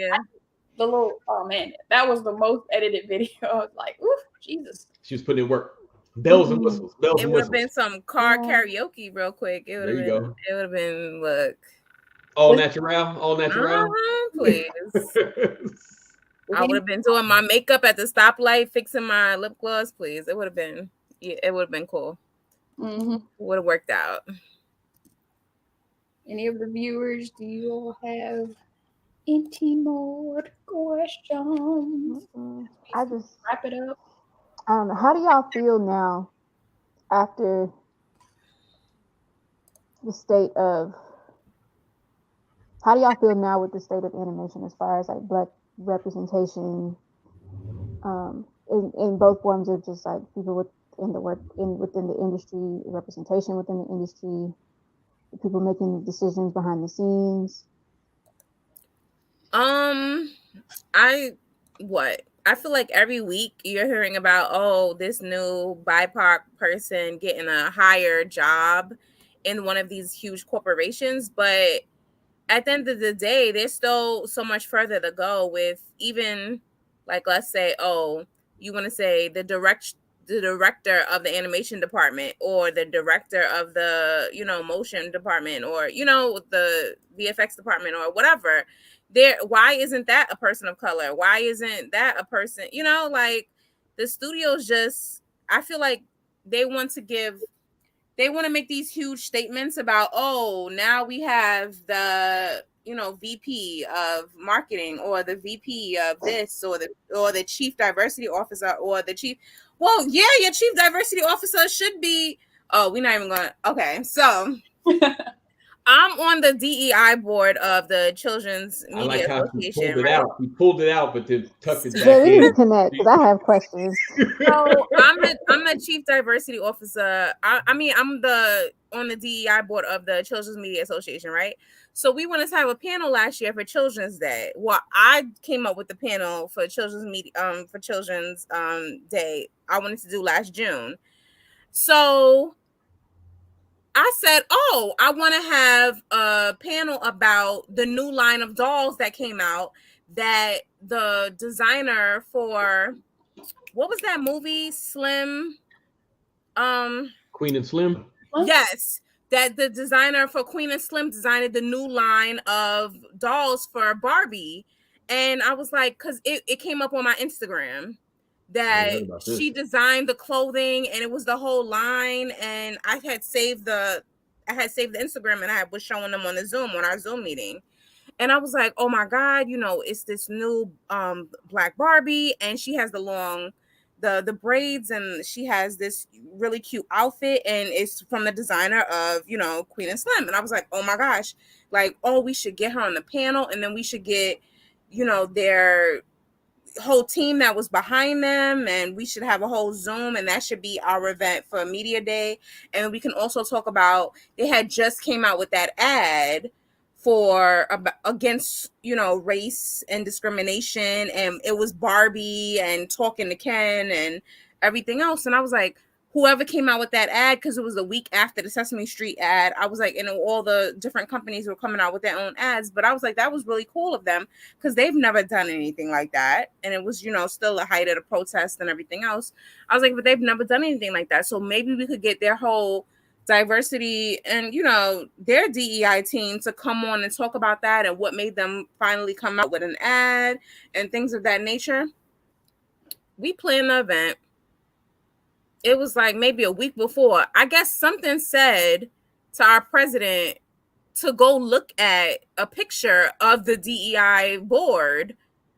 Their DEI board is all white women. So I guess that's what we call in corporate because retail, DEI can also just mean women. So I guess because they have women, yeah, that's diversity and inclusion. I mean, that's called diversity of thought. I was like, oh hell no. That is exactly why I don't.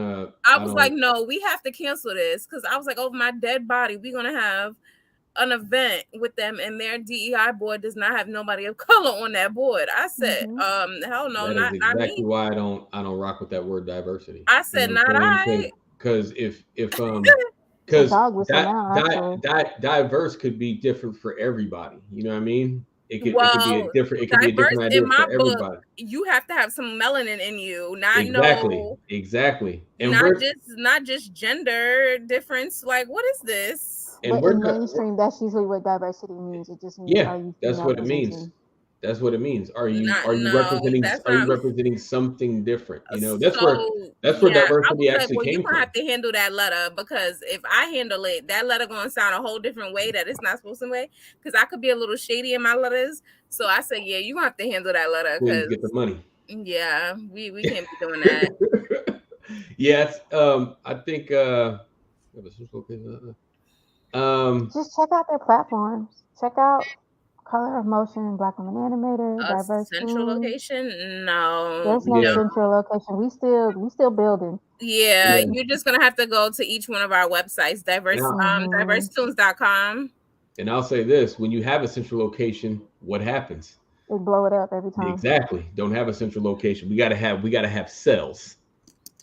We gotta have cells, individual cells. It's true. They blow it up every time. Every time, you Don know. has an interview with Laren later today. So hit up. Oh, Don doing an interview today? He's interviewing somebody today? Yeah, Saturday. Yep.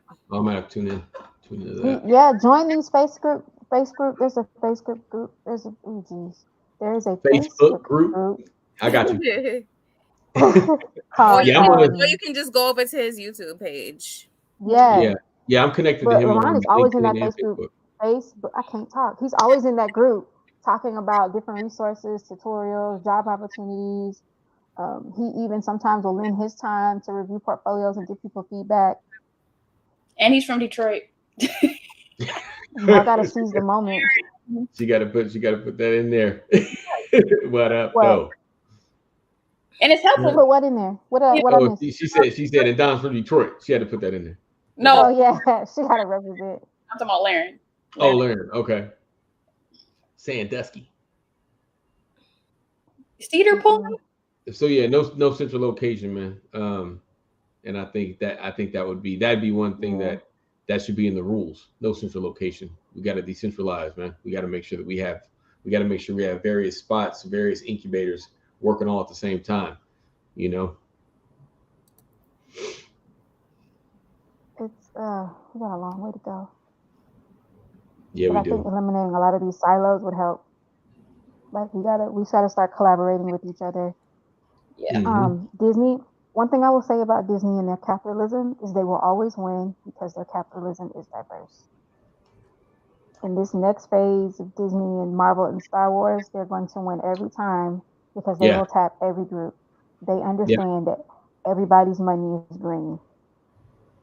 Yeah, that's real. I actually, looking at what Iger did when Bob Iger was at the head of Disney, man, and he just basically, brought people in, just brought in groups and said, do your thing, just do it however you're gonna do it. Like you look at Kevin Feige, I don't know what's going on with Feige and Chapek, but when Iger was there, yeah, he just told Kevin Feige, hey, run Marvel how you want to run Marvel.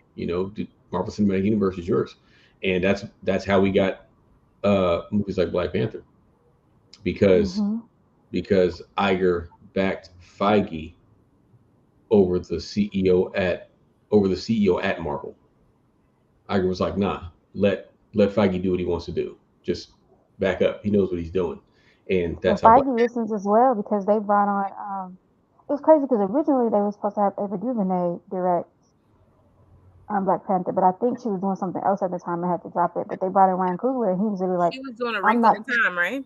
Yeah, he was like, I'm not touching this unless I can rewrite it, unless I can direct it, and I need to, you know what I'm saying? I need a producer credit. Like I need to be I need to be fully involved in creating this. I'm not going to create what you want me to create. And because he got out of the way and let Ryan do his thing, they created like Black Panther will forever be a classic. Feel how you feel about it. It's a classic. Real talk. And what you said, Jay, like feel how you feel about it exactly, because it's like we ain't answering everybody. We ain't worried about if y'all can't understand Black folks in context, within the context of what we had to deal with, what we grew up in, then we don't need to have a conversation. For you, your opinion about Black Panther don't mean shit to me. Period. You know what I'm saying?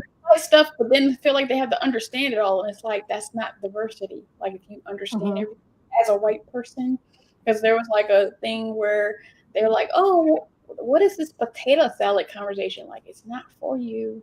Listen, or the Black people that feel a way about Black Panther because they feel like it didn't check every box it was supposed to. This was literally the first one. Yes, Blade exists, but Blade was dropped into a world of white people. He had to maneuver through. Black Panther is literally the first Black superhero movie that's like fully fleshed, fully has the budget behind it, fully has the special effects, fully has the story. When I saw that trailer, it's gonna take a while before we get to like a Game of Thrones, and it's the norm to see. When I saw that trailer, when I first saw the first Black Panther trailer, right, and that Killer Mike's song on the first trailer, and that shit started thumping. And it came on, Man, I just started telling people, hey, you see the Black Panther trailer? They're like, what's it like? I said, Soul Train with superheroes. That's what it felt like to me, damn it. It was just like, you hear that beat just start, and you just like, ooh, wait. What is this? I was like, holy shit. And all the colors and I was like, yeah, Soul Train with superheroes, man. That's what it felt like to me. So, but yeah, it's like what you were saying, Deborah. I tell people, yeah, if you got to understand before you get on board, I don't want you on the ship. If you can't trust me to tell you what I need you to do for me, and you don't think that's in the best interest of my community, sounds like you go stay on the dock. You don't need to be on the ship. You ain't built for this. I'm cool. I'm not going to centralize your comfort. So as a final question for everybody, I want everyone to answer. Like internally, what will a Wakanda feel like to you, or like what do you want to see in a Wakanda? What feelings do you want it to? Because like for me, when I listen to 90s music, it's a feeling that it's like, oh man, I feel like I want to date somebody who makes me feel like 90s music makes me feel. Put that on a shirt. Say you want to get you a DJ from the 90s and shit. have him come in with the strap with the DJ with the DJ deck strapped to him. He's scratching. He mixing. So when you imagine like an animation Wakanda, like what do you want it to make you feel, and what do you want to see? That's a big ass question. That's a big question. That is. For me right now, I feel like I'm in a constant state of holding my breath. I want to be able to just breathe. Church, that's a word right there. Yeah. I just want to breathe and just know like there's no doom on the way. Doom and gloom. Just take a deep breath. Cool. We can keep it pushing. I feel like right now I'm consistently holding my breath, waiting for the next thing. I'll agree. I think she said it best. I'll agree to that. Yeah. I'm right there with her, with Jay. Jade? I think in addition to that, I think it's like an ever flow of greatness. So excellence. Black excellence. That's a word too. That's a word too. I think if I could add anything, I'd say I'd like to feel a beautiful responsibility.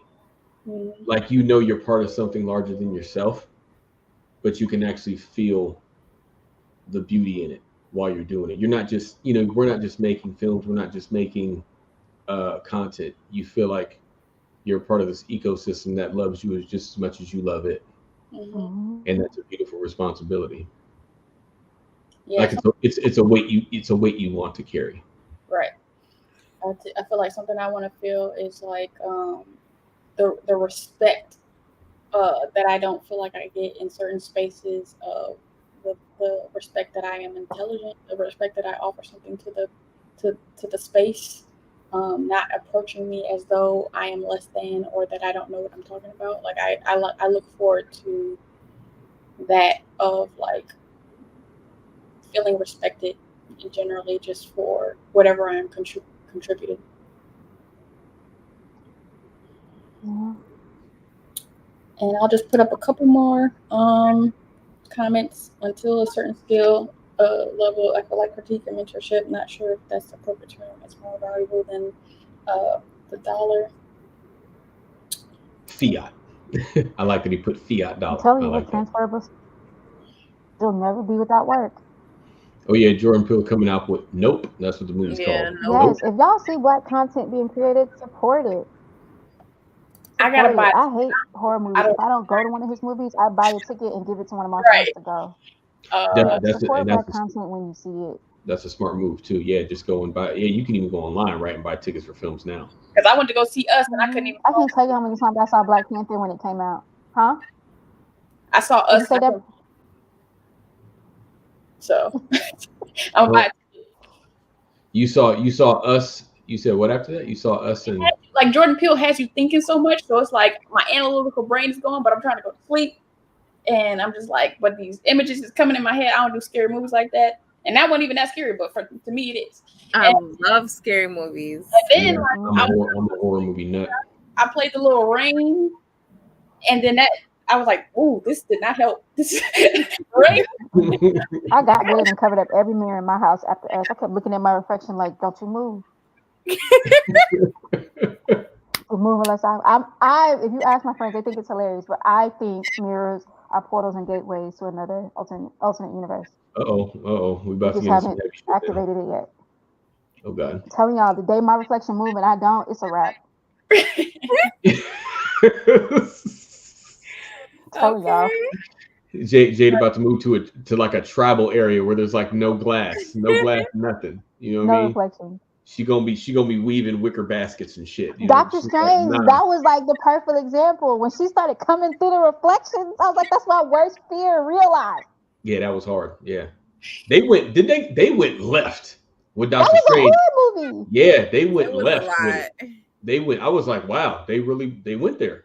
Mm-hmm. They went there. I was shocked that they some of the things I saw on that film. I was shocked. I was like, okay, I like this. They're giving us a little more edge in some of these movies. So I would like to thank everyone for coming to view us. Thank you, Dre, Jade, Jaren, for coming to talk with me and dropping gems and sharing your thoughts. I really appreciate it. That's why you were chosen. And thank you to everyone that pulled up and watched this live. I hope you liked the discussion. I hope you got something from it.